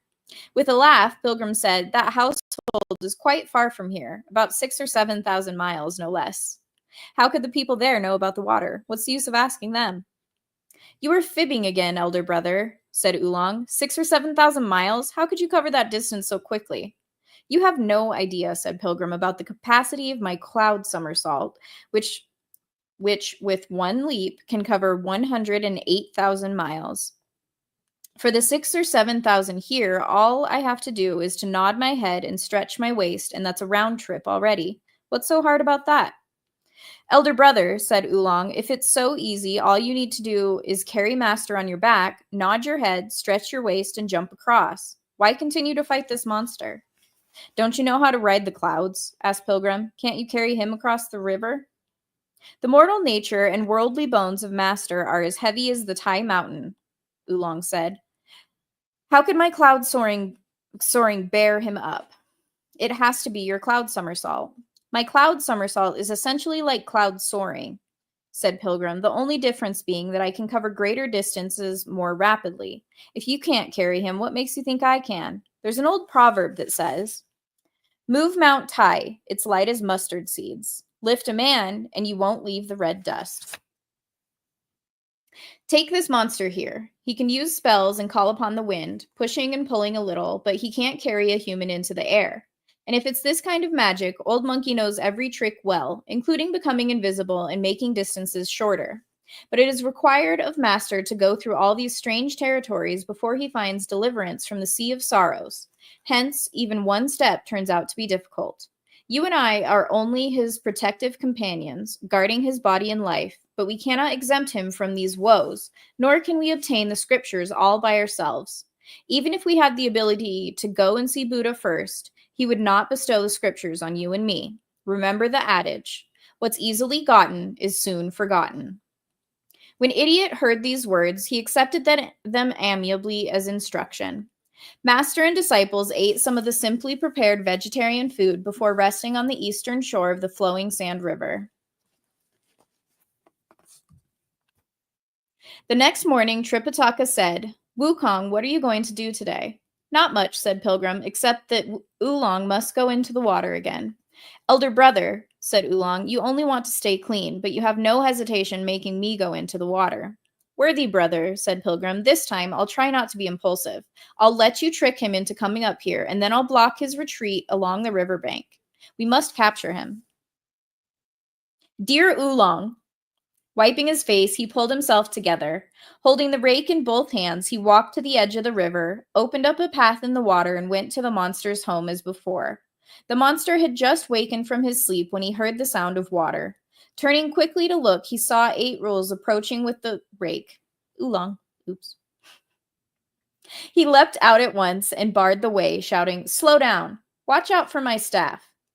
Oolong lifted his rake to parry the blow, saying, What sort of morning staff do you have there, that you dare ask your ancestor to watch out for it? A fellow like you, said the monster, wouldn't recognize this. For years my staff has enjoyed great fame, at first an evergreen tree in the moon. Wugong cut down from one huge limb. Lu Ban then made it, using all his skills. Within the hubs one solid piece of gold. Outside, it's wrapped by countless pearly threads. It's called the treasure staff for crushing fiends. Air placed in divine mists to quell the ogres. Since I had made a mighty general's rank, Jade Emperor put it always by my side. It lengthens or shortens after my desire. It grows thick or thin with my command. It went to guard the throne at the Peaches' feast. It served at court in heaven's world above. On duty, it saw the many sages bowed, and immortals too when the screen rolled up. Of numinous power, one arm divine, it's no worldly weapon of humankind. Since I was banished from the gate of heaven, it roamed with me at will beyond the seas. Perhaps it is not right for me to boast, but swords and spears of man can't match this staff. Look at that old rusted muckrake of yours, fit only for hoeing fields and raking herbs. You unchastened brazen thing, said Oolong, laughing. Never mind whether it's fit for hoeing fields. One little touch and you won't even know how to begin putting bandages or ointment on 9 bleeding holes. Even if you are not killed, you will grow old with chronic infection. The monster raised his hands and again fought with Oolong from the bottom of the river up to the surface of the water. This battle was even more different than the first one. Look at them, wielding the treasure staff, striking with muckrake. They would not speak, as if they were estranged. Since Wood Mother constrained the spatula, that caused the two to fight most fiercely. No win or loss, with no regret. They churned up waves and billows with no peace. How could this one control his bitter rage? That one found unbearable his pain. Rake and staff went back and forth to show their might. The water rotted like poison in flowing sand. They huffed and puffed, they worked and toiled, all because Tripitaka would face the west, the muckrake so ferocious, the staff so nimbly used. This one made a grab to pull him up the shore. That one sought to cease and drown him in the stream. They roared like thunder, stirring dragon and fish. Gods and ghosts cowered as the heavens grew dim. This time they fought back and forth for 30 rounds, and neither one proved to be the stronger. Again, Oolong pretended to be defeated and fled, dragging his rake. Kicking up the waves, the monster gave chase, and they reached the edge of the river. Wretch, cried Oolong, come up here. We can fight better on solid ground up here.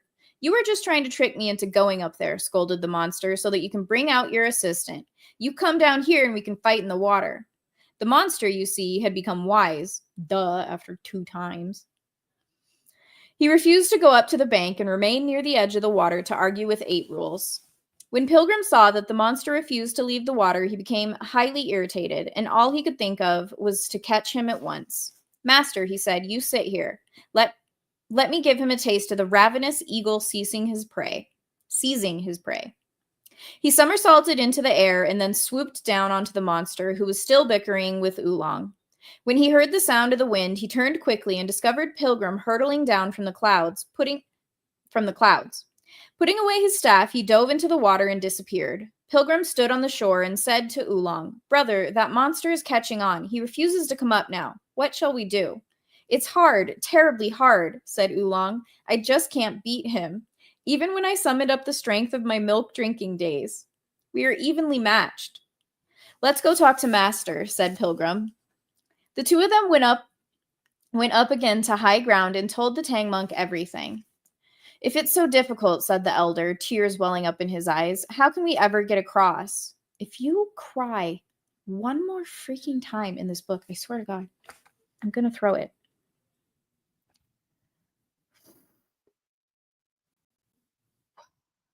Master, please don't worry, said Pilgrim. It is hard for us to cross this monster hiding deep in the river. It is hard for us to cross with this monster hiding deep in the river. So don't fight with him anymore, Oolong. Just stay here and protect Master. I'm going to make a trip up to the South Sea. Elder brother, said Oolong, what do you want to do at South Sea? Pilgrim said, this business of seeking scriptures originated from the Bodhisattva Guanyin. The one who delivered us from our ordeals was also the Bodhisattva Guanyin. Today, our path is blocked at this flowing sand river and we can't proceed. Without her, how can we ever solve our problem? Let me go ask her to help us. It's much better than doing battle with this monster. You have a point there, elder brother, said Oolong. When you get there, please convey my gratitude to her for her kindly instructions in the past. Wukong, said Tripitaka, if you want to go see the Bodhisattva, you needn't delay. Go and hurry back. Pilgrim catapulted into the air with his cloud somersault and headed for the South Sea. Ah, it did not even take him half an hour before he saw the scenery of the Potalaca Mountain. In a moment, he dropped down from his somersault and arrived at the edge of the purple bamboo grove, where he was met by the spirits of the 24 ways. They said to him, Great sage, what brings you here? My master faces an ordeal, said Pilgrim, which brings me here specially to see the Bodhisattva. Please take a seat, said the spirits, and allow us to make the announcement. One of the spirits who was on duty went to the entrance of the Tidal Sound Cave, announcing, Sun Wukong wishes to have an audience with you. The Bodhisattva was leaning on the rails by the treasure lotus pool, looking at the flowers with the pearl-bearing dragon princess. When she heard the announcement, she went back to the cave, opened the door, and asked that he be shown in. With great solemnity, the great sage prostrated himself before her. Why are you not accompanying the Tang monk? Asked the Bodhisattva. For what reason did you want to see me again? Bodhisattva, said Pilgrim, looking up at her, my master took another disciple at the Gao village, to whom you had given the religious name of Wu Nang. After crossing the Yellow Wind Ridge, we have now arrived at the Flowing Sand River, 800 miles wide, a body of weak water, which is difficult for master to get across. There is, moreover, a monster in the river who is quite accomplished in the martial arts. We are grateful to Wu Nang, who fought in the water with him 3 times but could not beat him. The monster is, in fact, blocking our path and we cannot get across. That is why I have come to see you, hoping you will take pity and grant us deliverance. Monkey, said the Bodhisattva, are you still acting so smug and self-sufficient that you refuse to disclose the fact that you were in the service of the Tang monk? All we had intended to do, said Pilgrim, was to catch the monster and make him take master across the river.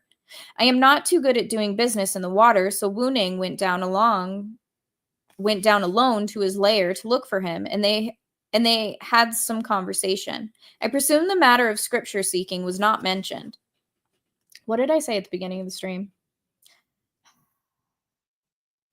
That monster in the Flowing Sand River, said the Bodhisattva, happens to be the incarnate curtain-raising captain, who was also brought into the faith by my persuasion when I told him to accompany those on their way to acquire scriptures. Had you been willing to mention that you were a scripture pilgrim from the land of the East, he would not have fought you. He would have yielded instead.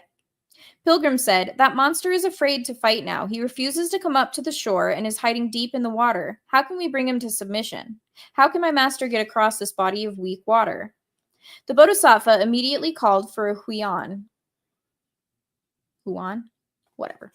Taking a little red gourd from her sleeves, she handed it over to him, saying, take this gourd and go with Sun Wukong to the Flowing Sand River. Call Wu Jing, and he'll come out at once.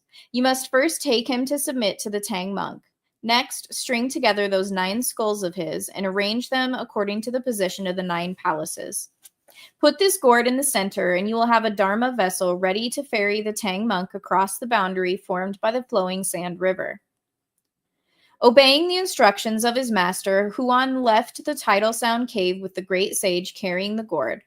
As they departed the purple bamboo grove in compliance with the holy command, we have a testimonial poem.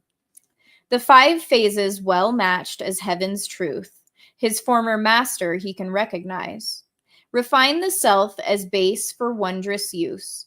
Good and bad discerned will reveal the cause. Metal returns to nature, the same kind are both.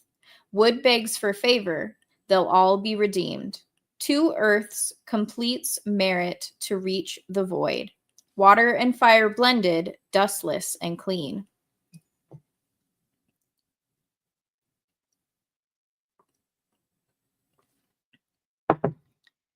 In a little while, the 2 of them lowered their clouds and arrived at the Flowing Sand River. Recognizing the disciple Moxa, Zhu Oolong led his master to receive him. After bowing to Tripitaka, Moxa then greeted Oolong, who said, I was grateful to be instructed by your reverence by your reverence so that I could meet the Bodhisattva. I have indeed obeyed the law, and I am happy recently to have entered the gate of Buddhism. Since we have been constantly on the road, I have yet to thank you. Please forgive me. Let's forget about these fancy conversations, said Pilgrim. We must go and call that fellow. Call whom? Asked Tripitaka. Pilgrim replied, Old Monkey saw the Bodhisattva and gave her an account of what happened. The Bodhisattva told me that this monster in the flowing sand river happened to be the incarnation of the curtain-raising captain. Because he had sinned in heaven, he was banished to this river and became a monster. But he was converted by the Bodhisattva, who had told him to accompany you to the western heaven. Since we did not mention the matter of seeking scriptures, he fought us bitterly. Now the Bodhisattva has sent Moksha with his gourd, which that fellow will turn into a dharma vessel to take you across the river. When Tripitaka heard these words, he bowed repeatedly to Moksha, saying, I beseech your reverence to act quickly.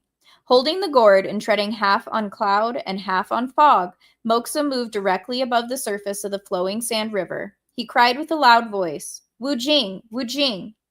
The scripture pilgrim has been here for a long time. Why have you not submitted? We now tell you about the monster who, fearful of the Monkey King, had gone back to the bottom of the river to rest in his den. When he heard someone call him by his religious name, he knew that it had to be the Bodhisattva Guanyin. And when he heard, moreover, that the scripture pilgrim had arrived, he no longer feared the axe or the halberd. Swiftly, he leapt out of the waves and saw that it was the disciple Moksha. Look at him. All smiles, he went forward and bowed, saying, Your Reverence, forgive me for not coming to meet you. Where is the Bodhisattva? My teacher did not come, said Moksha, but she sent me to tell you to become the disciple of the Tang monk without delay. You are to take the skulls around your neck and this gourd, and to fashion with them a dharma vessel according to the position of the 9 palaces, so that he may be taken across this body of weak water. Where is the scripture pilgrim? Asked Wu Jing. Pointing with his finger, Moksha said, Isn't he the one sitting on the eastern shore? Wu Jing caught sight of Oolong and said, I don't know where that lawless creature came from. He fought with me for 2 whole days, never once saying a word about seeking scriptures. When he saw a pilgrim, he said again, That customer is his assistant, and a formidable one, too. I'm not going over there. That is Zhu Oolong, said Moksha, and that other one is Pilgrim's son, both disciples of the Tang monk and both converted by the Bodhisattva. Why fear them? I'll escort you to the Tang monk. Only then did Wu Jing put away his precious staff and straighten his yellow silk shirt. He jumped ashore and knelt before Tripitaka, saying, Master, your disciple has eyes but no pupils, and he failed to recognize your noble features. I have greatly offended you, and I beg you to pardon me. You bum, said Oolong. Why did you not submit in the first place? Why did you only want to fight with me? What do you have to say for yourself? Brother, said Pilgrim, laughing, don't berate him. It's really our fault for not mentioning that we were seeking scriptures, and we didn't tell him our names. Are you truly willing to embrace our faith? Said the elder. Your disciple was converted by the Bodhisattva, said Wu Jing. Deriving my surname from the river, she gave me the religious name Sha Wu Jing. How could I be unwilling to take you as my master? In that case, said Tripitaka, Wukong may bring over the sacred razor and shave off his hair. The great sage indeed took the razor and shaved Wu Jing's head. After which he came again to pay homage to Tripitaka, Pilgrim, and Oolong, thus becoming the youngest disciple of the Tang monk. When Tripitaka saw that he comported himself very much like a monk, he gave him the nickname of Sha Monk. Ooh, how original. Since you have embraced the faith, said Moksha, there's no need for further delay. You must build the Dharma vessel at once. Not daring to delay, Wu Jing took off the skulls around his neck and strung them up with a rope after the design of the 9 palaces, placing the gourd in the middle. He then asked his master to leave the shore, and our elder thus embarked on the Dharma vessel. As he sat in the center, he found it to be as sturdy as a little boat. He was, moreover, supported by Oolong on his left and Wu Jing on his right, while Pilgrim's son, leading the dragon horse, followed in the rear, treading half on cloud and half on fog. Above their heads, Moxa also took up his post to give them added protection. In this way, our master of the law was safely ferried across the boundary of the flowing sand river. With the wind calm and waves quiet, he crossed the weak water. It was truly as fast as flying or riding an arrow, for in a little while he reached the other shore, having been delivered from the mighty waves. He did not drag up mud or water, and happily both his hands and feet remained dry. In sum, he was pure and clean without engaging in any activity. When master and disciples reached solid ground again, Moxa descended from the auspicious clouds. As he took back his gourd, the 9 skulls changed into 9 curls of dark wind and vanished. Tripitaka bowed to thank Moxa and also gave thanks to the Bodhisattva. So it was that Moxa went straight back to the South Sea, while Tripitaka mounted his horse to go to the west. We do not know how long it took them to achieve the right fruit of scripture acquisition. Let's listen to the explanation in the next chapter.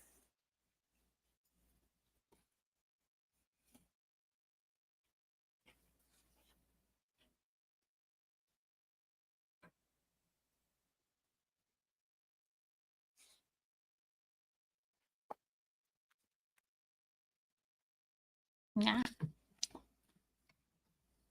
Okay, that's better.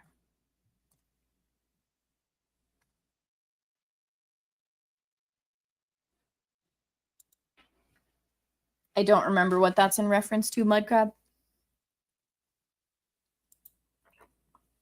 I freaking know what that's in reference to, though. I picked a book. I think it's a translation issue.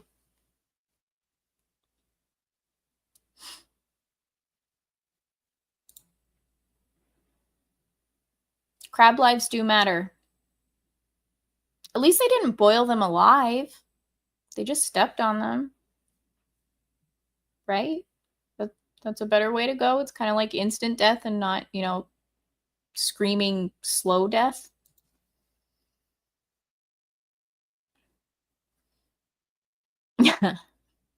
Yeah, it does have its limits. I assumed it did as well. I feel like it might have talked about it. Why, Tripitaka, thank you for the $5. I'm not going to stop hating on you, though. You are a bitch. Real men cry, sure, alone, and I don't want to hear about it. But thank you for the $5. Saying, stop hating me, I ain't no bitch, real men cry. Thank you, Dom. You don't freaking know me. Gonna warm my tea up, though. Be right back.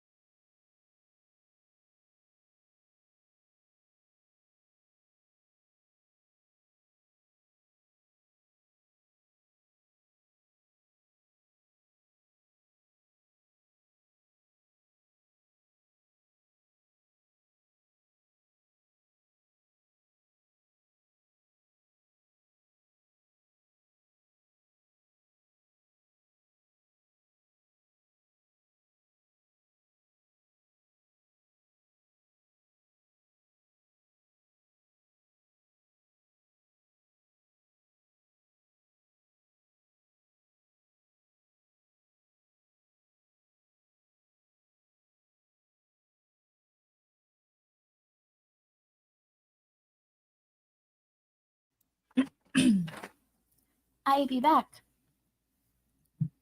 So I mostly, I'm pretty sure all of you, if not, or most of you, if not all of you, know that I basically eat meat and meat byproducts, carnivore. But I do, it's very similar to keto, and I like bread. So I add in keto to it a little. I don't freaking check and make sure I'm in ketosis and count carbs and all that bullshit, because it's not that serious to me. But I stopped buying ketchup, and my family are known for putting ketchup on everything, so that has been difficult. There's just too much sugar in ketchup that is so unnecessary. I don't know if you've ever had like the reduced sugar ketchup. It tastes exactly the goddamn same. So I always found it insane that so much sugar gets put into ketchup. So I decided that I was going to make my own ketchup, like a keto type version, except the like one of a few that I found called for like diced tomatoes, or I can't remember, tomato passata or something like that. Didn't have that, but I had diced tomatoes. I probably should have drained them, but it didn't say to drain them. So it's very watery. And because of that, it's basically marinara sauce. So I have these handy dandy things that I get from the farm that I order my dairy and stuff from. Like when I order glass instead of plastic, it kind of comes in handy for stuff like this. And so this is what I put it in. So I basically just dip my snack foods, matzo sticks, whatever, string cheese, that's the name, into it. My brother doesn't like marinara sauce, so I can just eat it. It's all mine. I still don't double dip because I do use it in stuff that my brother will eat. He just doesn't like it by itself, basically. Like if I make a pizza type of thing.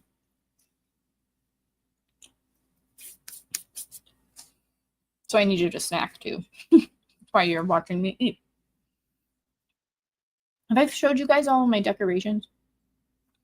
I may be a bah humbug, I don't like Christmas type of person. But these are the... Didn't I let you outside? Maybe I didn't. Decorations I grew up with. Like, they're my mama's. So, my brother likes Christmas. So I decorate for him using our mom's decorations. Oh, and then I do have a little teddy bear and a tree. And yes, you just heard me be all girly over stuff. I don't care. Whatever. It's not as girly as I go over Dermy's stupid cat freaking VTuber thing. So whatever.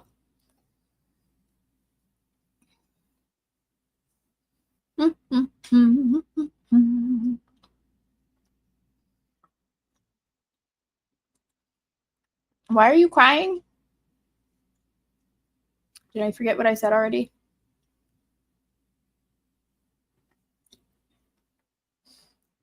There's only 2 more what? You mean chapters?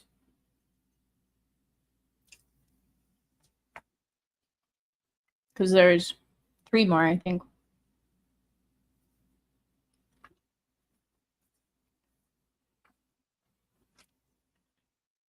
There was that one time I only did 1 chapter. Because I wasn't feeling well or I was really tired or something. This is how quickly I forget how many freaking chapters there are, man. or just anything in general. There's 25 chapters. I could be wrong. Yeah, 25. So if I do another chapter this stream,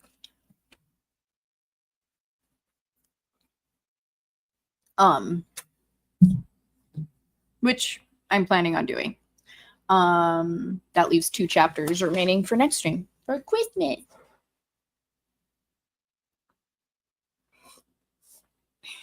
And no, I don't plan on missing Christmas next week because I'm missing New Year's next week. I will be in Tampa. And it's a travel day, so I mean, I guess we'll probably be in Miami in time. I just don't know how good my internet will be. It's kind of a remote. He poked his head up there. It's kind of a remote-ish hotel, so.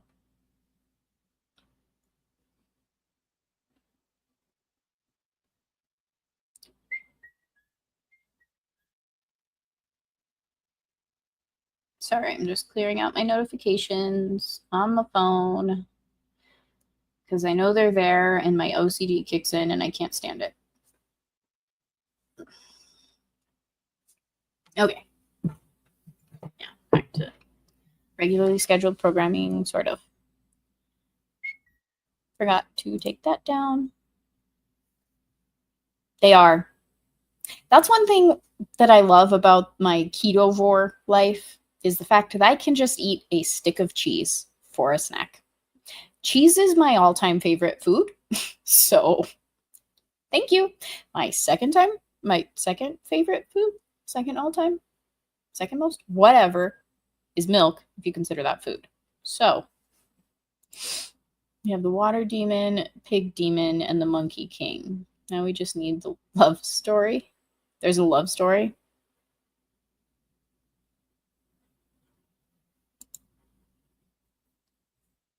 I'm not a nice sister. Don't get it twisted.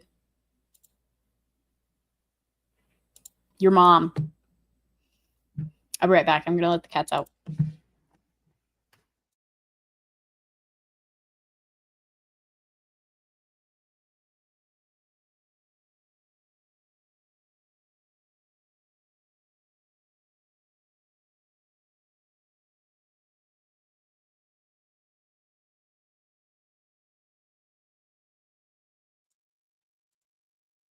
All right.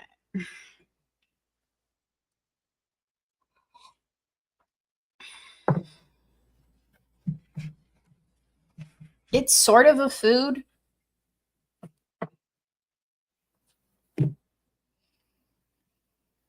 Pizza would be your favorite food, Dom.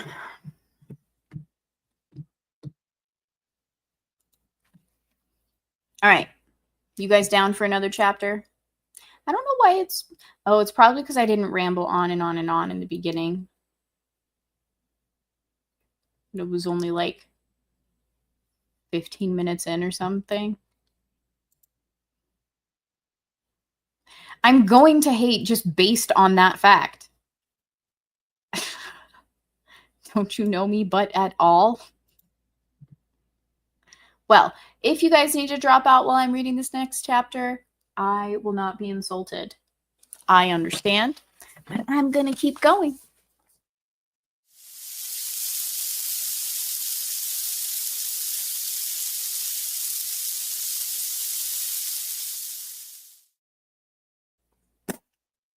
Chapter 23. Tripitaka does not forget his origin. The 4 sages test the priestly mind.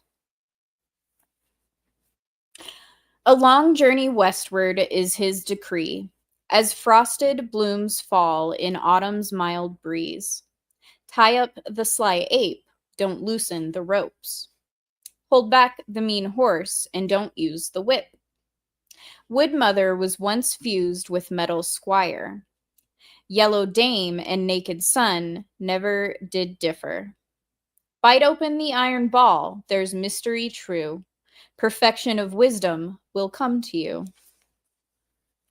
The principal aim of this chapter is to make clear that the way to acquire scriptures is no different from the way of attending to the fundamentals in one's life. We now tell you about Master and disciples, the 4 of them, who, having awakened to the suchness of all things, broke free from the fetters of dust. Leaping clear from the sea of nature's flowing sand, they were completely rid of any hindrance and proceeded westward on the main road. They passed through countless green hills and blue waters. They saw wild grass and untended flowers in endless arrays.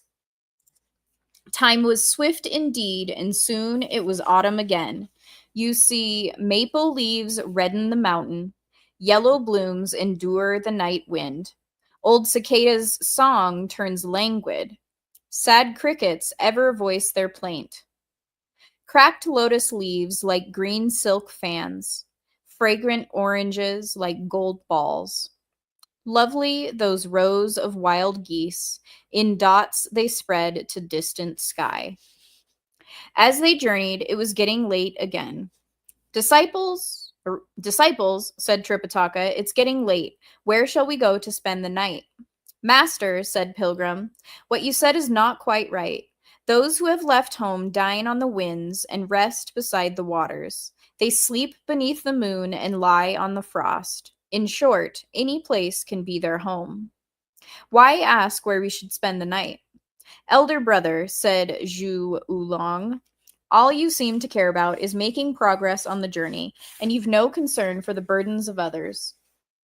Since crossing the flowing sand river, we have been doing nothing but scaling mountains and peaks, and hauling this heavy load is becoming rather hard on me. Wouldn't it be much more reasonable to look for a house where we can ask for some tea and rice and try to regain our strength? Idiot, said Pilgrim, your words sound as if you begrudge this whole enterprise. If you think that you are still back in the Gao village where you can enjoy the comfort that comes to you without your exerting yourself, then you won't make it. If you have truly embraced the faith of Buddhism, you must be willing to endure pain and suffering. Only then will you be a true disciple. Elder brother, said Oolong, how heavy do you think this load of luggage is? Pilgrim said, brother, since you and Shaw Monk joined us, I haven't had a chance to poll it. How would I know its weight? Ah, elder brother, said Oolong, just count the things here. 4 yellow rattan mats, long and short, 8 ropes in all. To guard against dampness and rain, there are blankets, 4 layers. The flat pole's too slippery, perhaps. You add nails on nails at both ends. Cast in iron and copper, the 9-ringed priestly staff. Made of bamboo and rattan, the long, large cloak. Doesn't really sound like that much, dude. With all this luggage, you should pity old Hog, who has to walk all day carrying it. You only are the disciple of our master. I've been made into a long-term laborer. Idiot, said Pilgrim with a laugh. To whom are you protesting? To you, elder brother, said Oolong. If you're protesting to me, said Pilgrim, you've made a mistake. Old Monkey is solely concerned with Master's safety, whereas you and Shaw Monk have the special responsibility of looking after the luggage and the horse. If you ever slack off, you'll get a good whipping in the shanks from this old rod. I just made that up. From this huge rod. Apparently I didn't want to say that. Elder brother, said Oolong, don't mention whipping, for that only means taking advantage of others by brute force. I realize that you have a proud and haughty nature, and you are not about to pull the luggage. But look how fat and strong the horse is that Master is riding. He's only carrying 1 old monk. Make him take a few pieces of luggage for the sake of fraternal sentiment. So you think he's a horse, said Pilgrim. He's no earthly horse, for he is originally the son of Aurun, the dragon king of the Western Ocean. Because he set fire to the palace and destroyed some of its pearls, his father charged him with disobedience, and he was condemned by heaven. He was fortunate to have the Bodhisattva Guanyin save his life, and he was placed in the Eagle Grief Stream to await Master's arrival. At the appropriate time, the Bodhisattva also appeared personally to take off his scales and horns and to remove the pearls around his neck. It was then that he changed into this horse to carry Master to worship Buddha in the Western heaven. This is a matter of achieving merit for each one of us individually, and you shouldn't bother him. When Shaw Monk heard these words, he asked, "Elder brother, is he really a dragon?" "Yes," replied Pilgrim. Oolong said, "Elder brother, I have heard an ancient saying that a dragon can break out clouds and mists, kick up dust and dirt, and he even has the ability to leap over mountains and peaks, the divine power to stir up rivers and seas. How is it that he is walking so slowly at the moment?" "You want him to move swiftly?" said Pilgrim. "I'll make him do that. Look." Dear great sage. He shook his golden-hooped rod once, and there were 10,000 shafts of colorful lights. When that horse saw the rod, he was so afraid that he might be struck by it that he moved his 4 legs like lightning and darted away. As his hands were weak, the master could not restrain the horse from this display of its mean nature. The horse ran all the way up a mountain cliff before slowing down to a trot. The master finally caught his breath, and that was when he discovered in the distance several stately buildings beneath some pine trees. He saw doors draped by hanging cedars, houses beside a green hill, pine trees fresh and straight, and some poles of mottled bamboo. By the fence, wild chrysanthemums glow with the frost. By the bridge, orchid reflections redden the stream. Walls of white plaster and fences brick laid. A great hall, how noble and august. A tall house, so peaceful and clean. No oxen or sheep seen, no hens or dogs. After autumn's harvest farm chores must be light. As the master held on to the saddle and slowly surveyed the scenery, Wukong and his brothers arrived. "Master," said Wukong, "you didn't fall off the horse?" "You brazen ape," scolded the elder. "You were the one who frightened the horse. It's a good thing I managed to stay on him." Attempting to placate him with a smile, Pilgrim said, "Master, please don't scold me. It all began when Zhu Oolong said that the horse was moving too slowly, so I made him hurry a little." Because he tried to catch up with the horse, Idiot ran till he was out of breath, mumbling to himself. "I'm done. Look at this belly of mine and the slack torso. Already the pole is so heavy that I can hardly carry it. Now I'm given the additional bustle and toil of running after this horse." "Disciples," said the elder, "look over there. There's a small village where we may perhaps ask for lodging." When Pilgrim heard these words, he looked up and saw that it was covered by auspicious clouds and hallowed mists. He knew then that this place had to be a creation of Buddhas or immortals, but he dared not reveal the heavenly secret. He only said, Fine, let's go ask for shelter."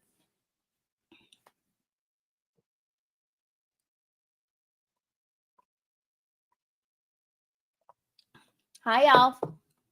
How's it going? Thanks for coming by. Quickly dismounting, the elder discovered that the towered entrance gate was decorated with carved lotus designs and looped slits in the woodwork. Its pillars were carved and its beams gilded. Shaw Monk put down the luggage while Oolong led the horse, saying, "This must be a family of considerable wealth."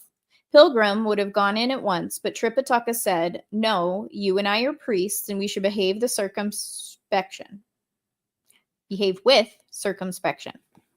Don't ever enter a house without permission. Let's wait until someone comes out, and then we may request lodging politely." Oolong tied up the horse and sat down, leaning against the wall. Tripitaka sat at one of the stone drums, while Pilgrim and Shaw Monk seated themselves at the foot of the gate. They waited for a long time, but no one came out. Impatient by nature, Pilgrim leapt up after a while and ran inside the gate to have a look. There were, in fact, 3 large halls facing south, each with its curtains drawn up highly. Above the door screen hung a horizontal scroll painting with motifs of long life and rich blessings. And pasted on the gold-lacquered pillars on either side was this New Year couplet written on bright red paper. "Frail willows float like gossamer, the low bridge at dusk. Snow dots the fragrant plums, a small yard in the spring." In the center hall, there was a small black lacquered table, its luster half gone, bearing an old bronze urn in the shape of a beast. There were 6 straight-back chairs in the main hall, while hanging screens were mounted on the walls east and west, just below the roof. As Pilgrim was glancing at all this furtively, the sound of footsteps suddenly came from behind the door to the rear, and out walked a middle-aged woman who asked in a seductive voice, "Who are you that you dare enter a widow's home without permission?" The great sage was so taken aback that he could only murmur his reply. This humble monk came from the great Tang in the land of the East, having received the royal decree to seek scriptures from Buddha in the West. There are 4 of us altogether. As we reached your noble region, it became late, and we therefore approached the sacred abode of the old Bodhisattva to seek shelter for the night. Smiling amiably, the woman said, Elder, where are your other 3 companions? Please invite them to come in. Master, shouted Pilgrim in a loud voice, you were invited to come in. Only then did Tripitaka enter with Oolong and Shaw Monk, who was leading the horse and carrying the luggage as well. The woman walked out of the hall to greet them, where she was met by the furtive, wanton glances of Oolong. How did she look, you ask? She wore a gown of mandarin green and silk brocade, topped by a light pink vest, to which was fastened a light yellow embroidered skirt. Her high-heeled, patterned shoes glinted beneath. A black lace covered her stylish coif, nicely matching the twin-colored braids like dragons coiled. Her ivory palace comb, gleaming red and halcyon blue, supported 2 gold hairpins set aslant. Her half-gray tresses swept up like phoenix wings. Her dangling earrings had rows of precious pearls. Still lovely, even without powder or rouge, she had charm and beauty like one fair youth. When the woman saw the 3 of them, she became even more amiable and invited them with a great politeness into the main hall. After they had exchanged greetings one after the other, the pilgrims were told to be seated for tea to be served. From behind the screen, a young maid with 2 tufts of flowing locks appeared, holding a golden tray with several white jade cups. There were fragrant tea wafting warm air, strange fruits spreading fine aroma. That lady rolled up her colorful sleeves and revealed long, delicate fingers like the stalks of spring onions. Holding high the jade cups, she passed the tea to each one of them, bowing as she made the presentation. After the tea, she gave instructions for vegetarian food to be prepared.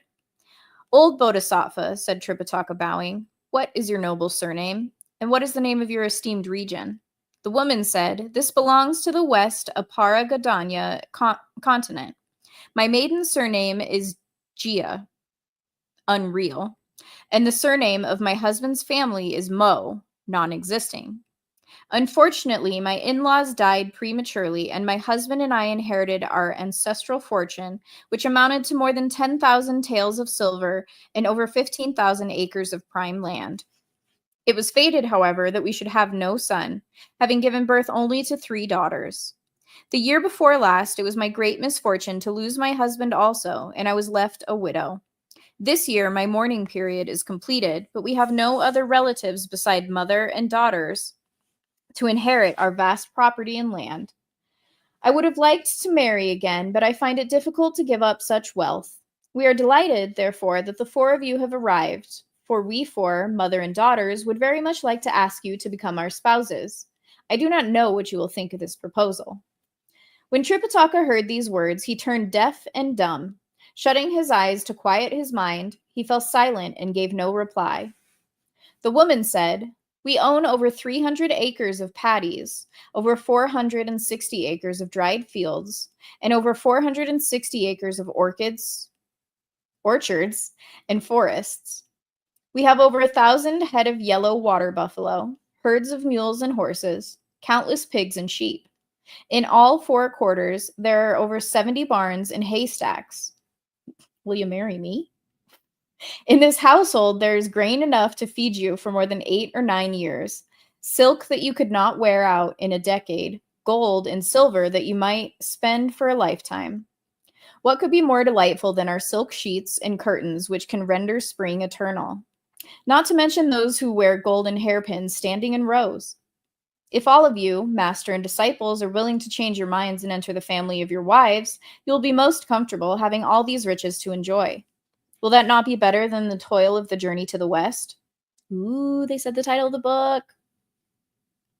Like a mute and stupid person, Tripitaka refused to utter a word.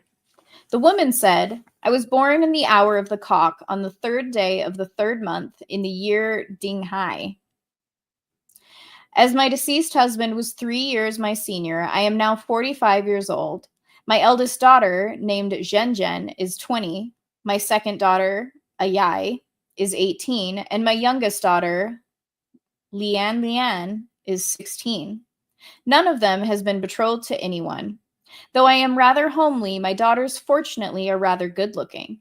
Moreover, each of them is well trained in needlework and the feminine arts. And because we had no son, my late husband brought them up as if they were boys, teaching them some of the Confucian classics when they were young, as well as the art of writing verse and couplets. So, although they reside in a mountain home, they are not vulgar or uncouth persons. They would make suitable matches, I dare say, for all of you. If you elders can put away your inhibitions and let your hair grow again, you can at once become masters of this household. Are not the silk and brocade that you will wear infinitely better than the porcelain alms bowl and black robes and straw sandals and grass hats? Sitting aloft in the seat of honor, Tripitaka was like a child struck by lightning, a frog smitten by rain. With eyes bulging and rolling upward, he could barely keep himself from keeling over in his chair. But Oolong, hearing of such wealth and such beauty, could hardly quell the unbearable itch in his heart. Sitting on his chair, he kept turning and twisting as if a needle were prickling him in the ass. Finally, he could restrain himself no longer. Walking forward, he tugged at his master, saying, Master, how can you completely ignore what the lady has been saying to you? You must try to pay some attention. Jerking back his head, the priest gave such a hostile shout that Oolong backed away hurriedly. You cursed beast, he bellowed. We are people who have left home. How can we possibly allow ourselves any more to be moved by riches and tempted by beauty? Giggling, the woman said, Oh dear, dear, tell me what's so good about those who leave home? Lady Bodhisattva, said Tripitaka, tell me what is so good about those of you who remain at home. Please take a seat, elder, said the woman, and let me tell you the benefits in the life of those of us who remain at home. If you ask what they are, this poem will make them abundantly clear. When spring fashions appear, I wear new silk. Pleased to watch summer lilies, I change to lace. Autumn brings fragrant rice wine newly brewed. In winter's heated rooms, my face glows with wine. I may enjoy the fruits of all 4 climes, and every dainty of 8 seasons too. The silk sheets and quilts of the bridal eve, best the mendicant's life of Buddhist chants. Tripitaka said, Lady Bodhisattva, you who remain in the home can enjoy riches and glory. You have things to eat, clothes to wear, and children by your side. That is undeniably a good life, but you do not know that there are some benefits in the life of those of us who have left home. If you ask what they are, this poem will make them abundantly clear. The will to leave home is no common thing. You must tear down the old stronghold of love. No cares without, tongue and mouth are at peace. Your body within has good yin and yang. When merit's done, you face the golden arch and go hack, mind enlightened, to your home. It beats the life of lust for household meat. You rot with age, one stinking bag of flesh. Yeah, super appealing, dude. When the woman heard these words, she grew terribly angry, saying, How dare you be so insolent, you brazen monk? If I had had no regard for the fact that you have come from the land of the East, I would have sent you away at once. Now, I was trying to ask you with all sincerity to enter our family and share our wealth, and you insult me instead. Even though you have received the commandments and made the vow never to return to secular life, at least one of your followers could become a member of our family. Why are you being so legalistic? Seeing how angry she had become, Tripitaka was intimidated, of course, and said, Wukong, why don't you stay here? Pilgrim said, I've been completely ignorant in such matters since the time I was young. Let Oolong stay. Elder brother, said Oolong, don't play tricks on people. Let's all have some further discussion. If neither of you is willing, said Tripitaka, I'll ask Wu Jing to stay. Listen to the way master is speaking, said Sha Monk. Since I was converted by the Bodhisattva and received the commandments from her, I've been waiting for you. It has been scarcely 2 months since you took me as your disciple and gave me your teachings, and I have yet to acquire even half an inch of merit. You think I would dare seek such riches? I will journey to the western heaven, even if it means my death. I'll never engage in such perfidious activities. When the woman saw them refusing to remain, she quickly walked behind the screen and slammed the door to the rear. Master and disciples were left outside, and no one came out again to present tea or rice. Exasperated Oolong began to find fault with the Tang monk, saying, "Master, you really don't know how to handle these matters. In fact, you have ruined all our chances by the way you spoke. You could have been more flexible and given her a vague reply so that she would at least have given us a meal.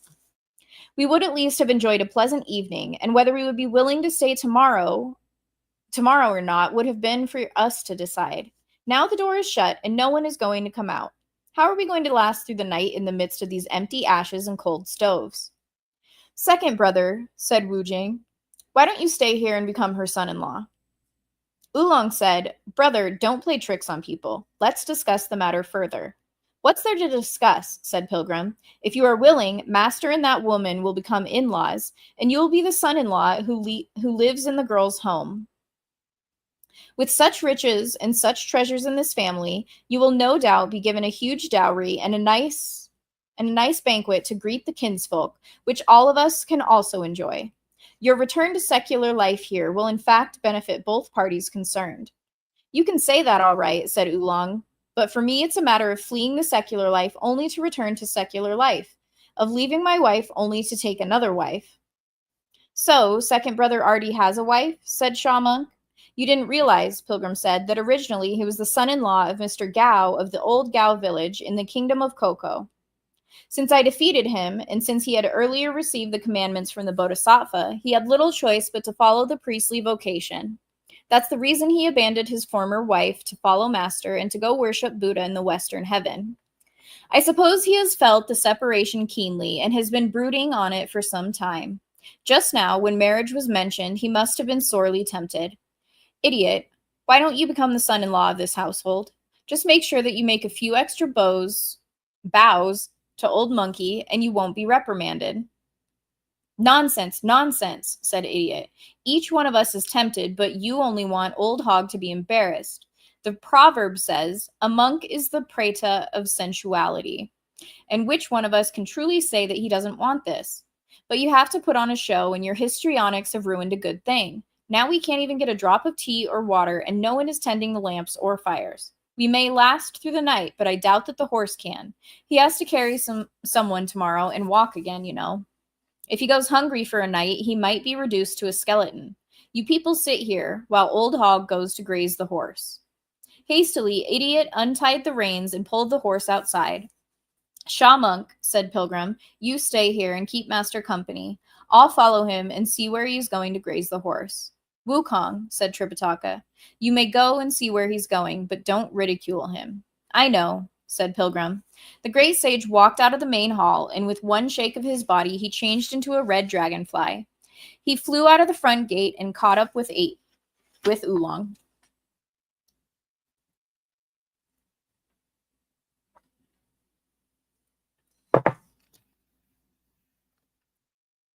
Idiot pulled the horse out to where there was grass, but he did not graze him there.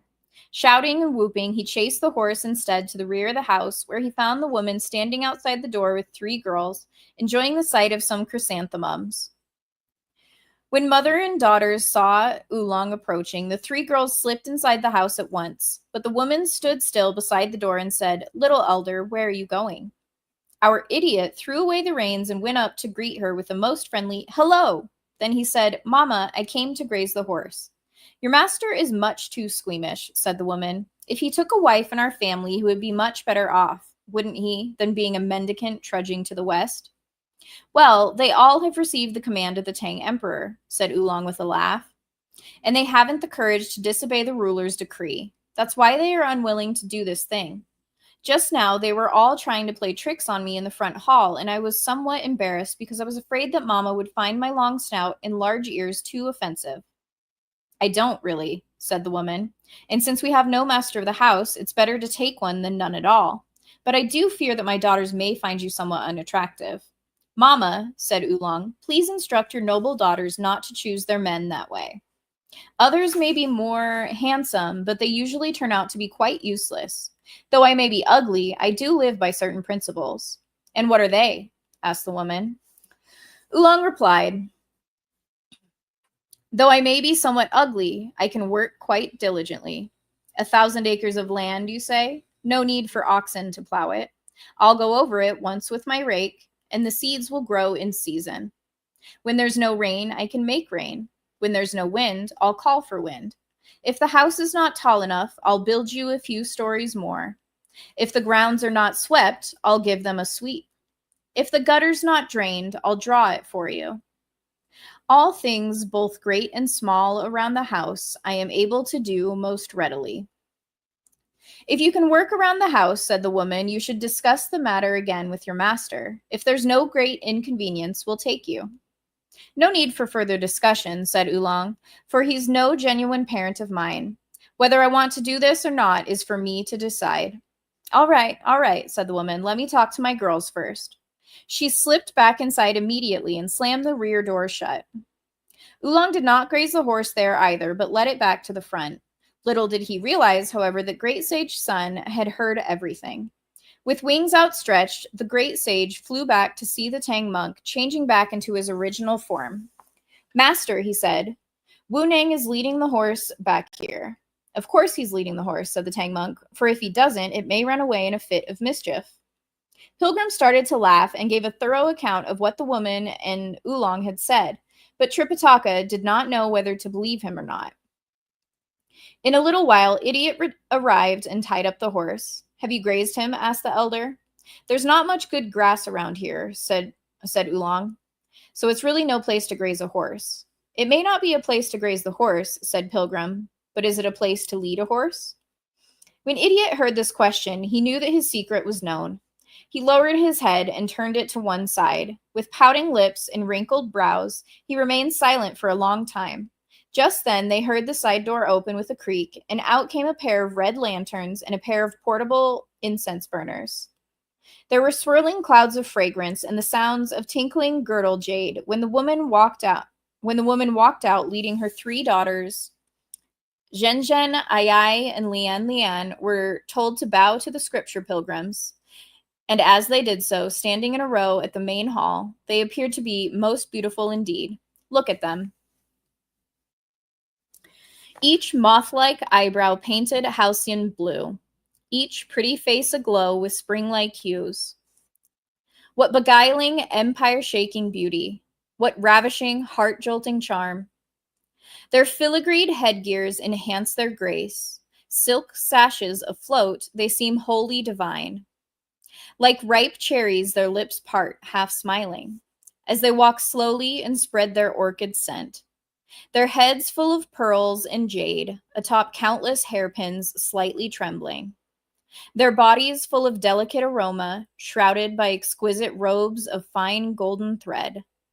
Why speak of lovely ladies of the South, or the good looks of Jizi?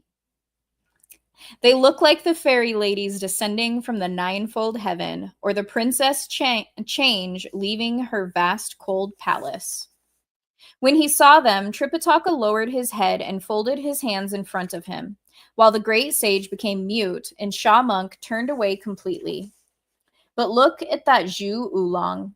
With eyes unblinking, a mind filled with lust and passion fast rising, he murmured huskily, "What an honor it is to have the presence of you immortal ladies. Mama, please ask these dear sisters to leave." The 3 girls went behind the screen, leaving the pair of lanterns behind. The woman said, "Have you 4 elders made up your mind which one of you shall be betrothed to my daughters?" "We have discussed the matter," said Wu Jing, "and we have decided that the one whose surname is Zhu shall enter your family." "Brother," said Oolong, "please don't play any tricks on me. Let's discuss the matter further." "What's there to discuss?" said Pilgrim. "You have already made all the arrangements with her at the back door and even call her Mama. What's there to discuss anymore? Master can be the in-law for the groom, while this woman here will give away the bride. Old Monkey will be the witness, and Sha Monk the go-between. There's no need even to consult the almanac, for today happens to be the most auspicious and lucky day. You come here and bow to master, and then you can go inside and become their son-in-law. Nothing doing, said Oolong. How can I engage in this kind of business? Idiot, said Pilgrim. Stop this fakery. You have addressed her as Mama for countless times already. What do you mean by nothing doing? Agree to this at once so that we may have the pleasure of enjoying some wine at the wedding. He caught hold of Oolong with one hand and pulled at the woman with the other, saying, Mother-in-law, take your son-in-law inside. Somewhat hesitantly, Idiot started to shuffle inside, while the woman gave instructions to a houseboy, saying, Take out some tables and chairs and wipe them clean. Prepare a vegetarian dinner to serve these 3 relatives of ours. I'm leading our new master inside. She further gave instructions for the cook to begin preparation for a wedding banquet to be held the next morning. The houseboys then left to tell the cook. After the 3 pilgrims had eaten their meal, they retired to the guest rooms, and we shall say no more of them for the moment.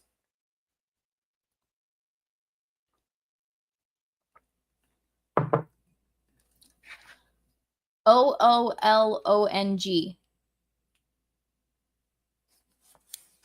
Dom. We now tell you about Oolong, who followed his mother-in-law and walked inside.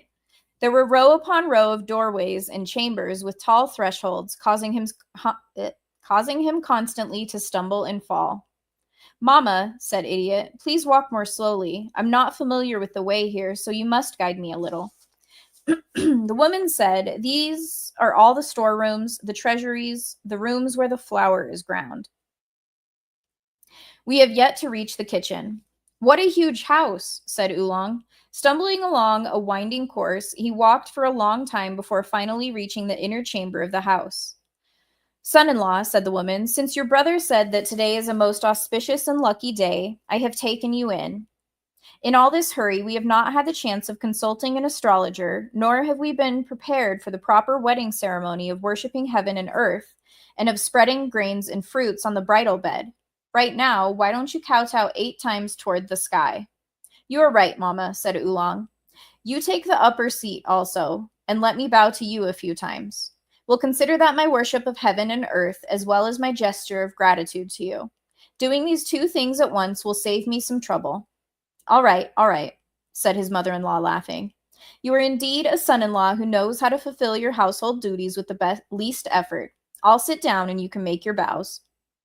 The candles on silver candlesticks were shining brightly throughout the hall as Idiot made his bows. Afterwards, he said, Mama, which one of the dear sisters do you plan to give me? That's my dilemma, said his mother-in-law. I was going to give you my eldest daughter, but I was afraid of offending my second daughter. I was going to give you my second daughter, but I was afraid then of offending my third daughter. If I were to give you my third daughter, I fear that my eldest daughter may be offended. That's why I cannot make up my mind. Mama, said 8 Rules, if you want to prevent strife, why not give them all to me? That way you will spare yourself a lot of bickering that can destroy the harmony of the family. Nonsense, said his mother-in-law. You mean you alone want to take all 3 of my daughters? Listen to what you're saying, Mama, said Oolong. Who doesn't have 3 or 4 concubines nowadays?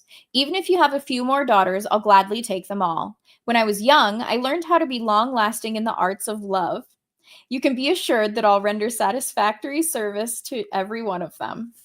That's no good, said the woman. I have a large handkerchief here, with which you can cover your head, blindfold yourself, and determine your fated marriage that way. I'm going to ask my daughters to walk past you, and the one you can catch with your hands will be betrothed to you.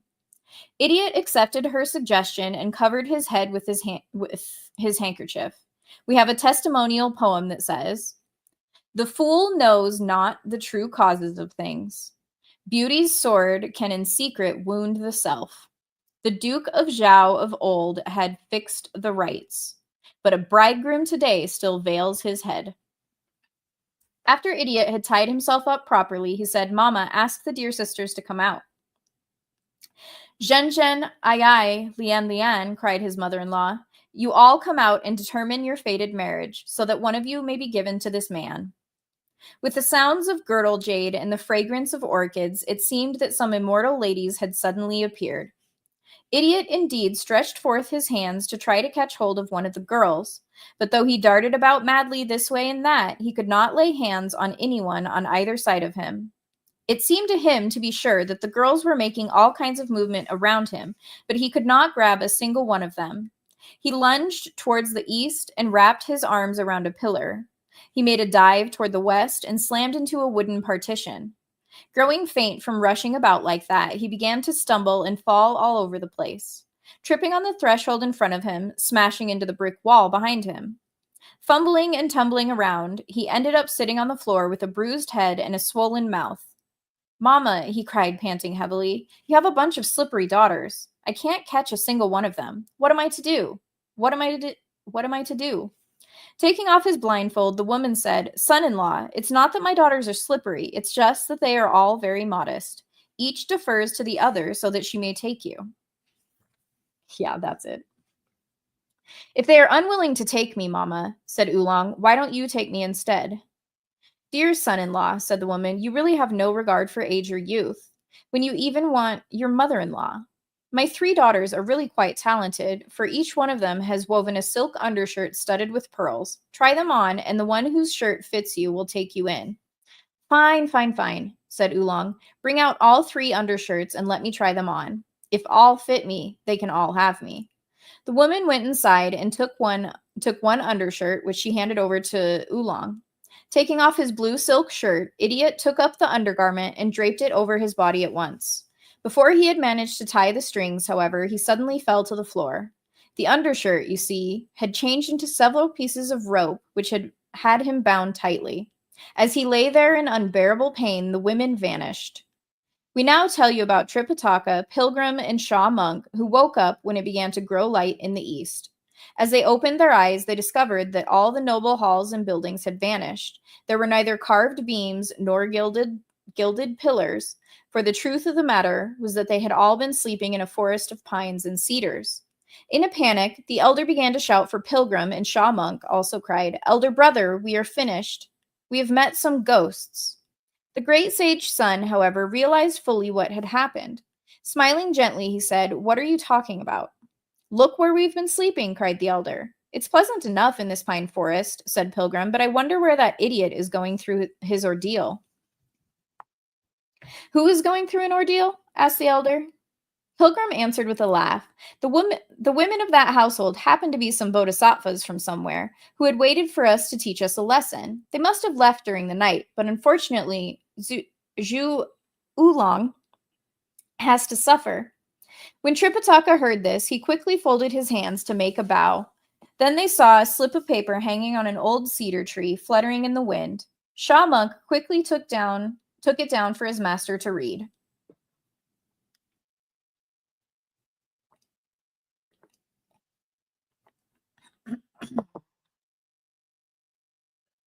On it was written the following 8-line poem. Through the old dame of Li Shan had no desire, though the old dame of Li Shan had no desire, Guanyin invited her to leave the mount. Manjusri and Visvabhadra, too, were guests, who took in the woods the form of maidens fair. The holy monks, virtuous and truly chaste, the 8 rules is profane, loving things mundane.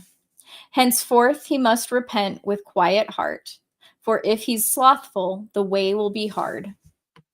As the elder, Pilgrim, and Shaw Monk recited this poem aloud, they heard a loud call from deep in the woods. "Master, the ropes are killing me. Save me, please. I'll never dare do this again."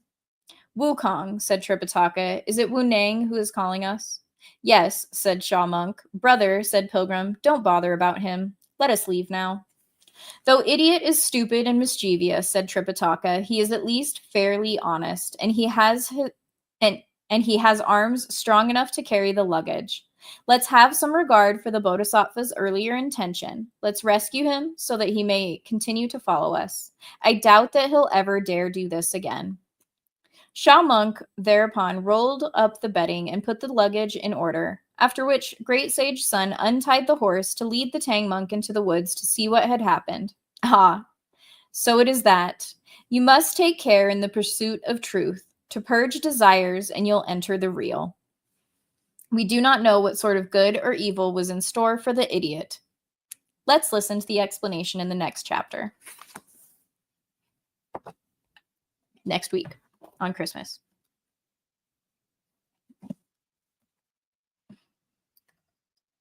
Oops.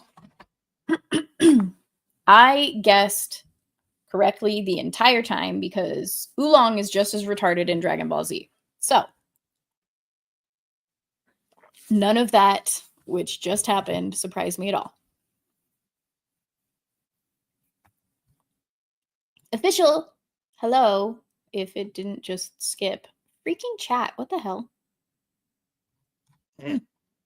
Well, I was trying to say official hello to Alf. Hi. How's it going if you're still here?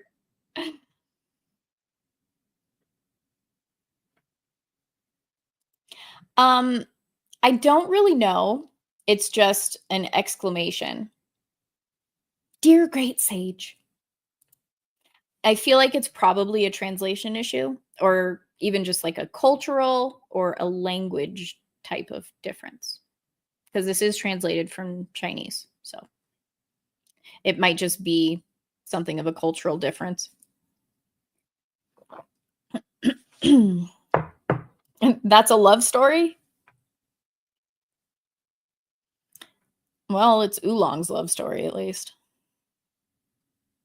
I know. Believe me, I'm aware. And Kel, thank you for spelling that out for him. I was also going to mention you could see it in my post on Twitter, but Oolong is a perverted pig in Dragon Ball and Dragon Ball Z. So it was very apt to give him that name in my eyes.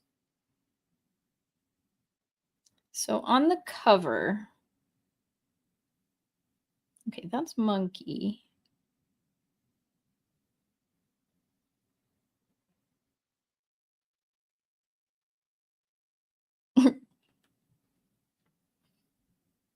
That must be the Bodhisattva.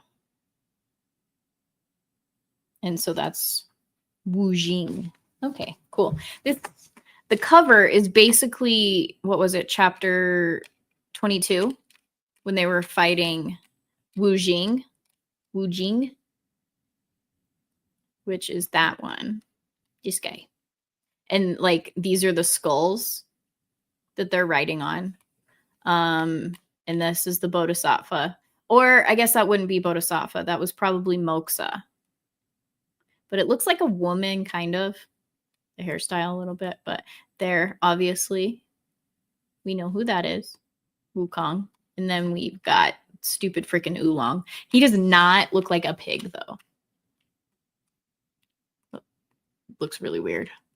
But yeah. And then, obviously, our pilgrim right here. So that's kind of cool that we got to the chapter with the cover art.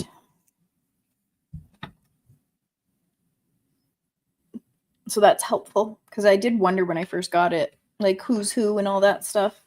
God, it took forever for us to get there though, huh?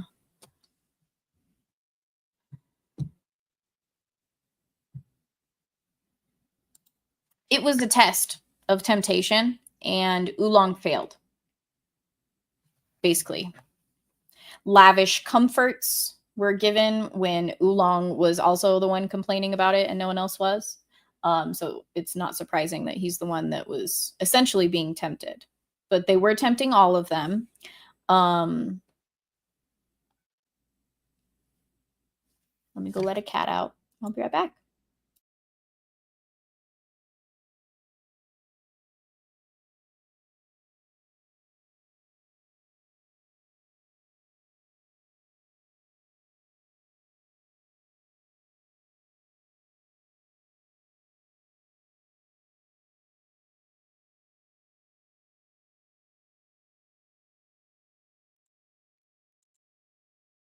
I guess I could have taken that down, my bad. That's it, essentially. It's just, it was a temptation to see if they would still follow the way. Well, not the way, because that's the Taoist. The way of the Buddha, I guess.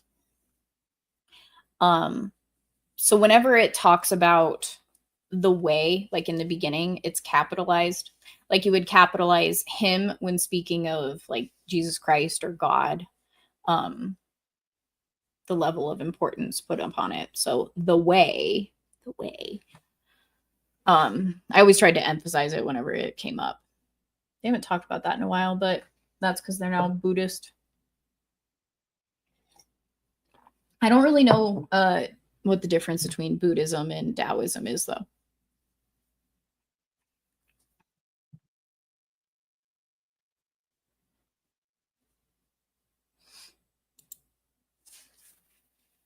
Well, thank you, Dom. I appreciate it. Yeah, it kind of sucks that it's on a Wednesday. I have to work the next day, too. It's so slow during the holidays that it's half pointless.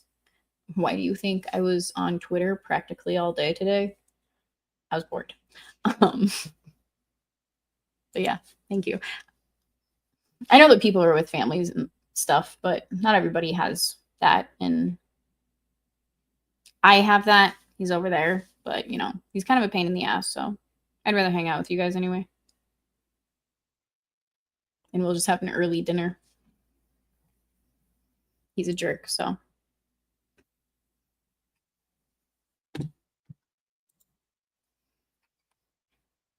Well, guys, I feel like I consistently keep having longer and longer streams. No worries, Legatus. At all, my friend.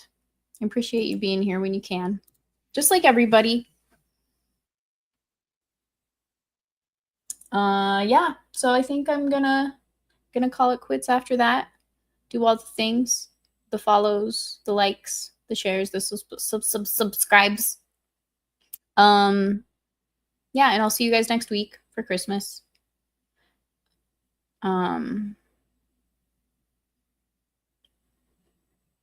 Yes, Dom, I still plan to do a Let It Simmer. It'll just be 2 weeks after Christmas.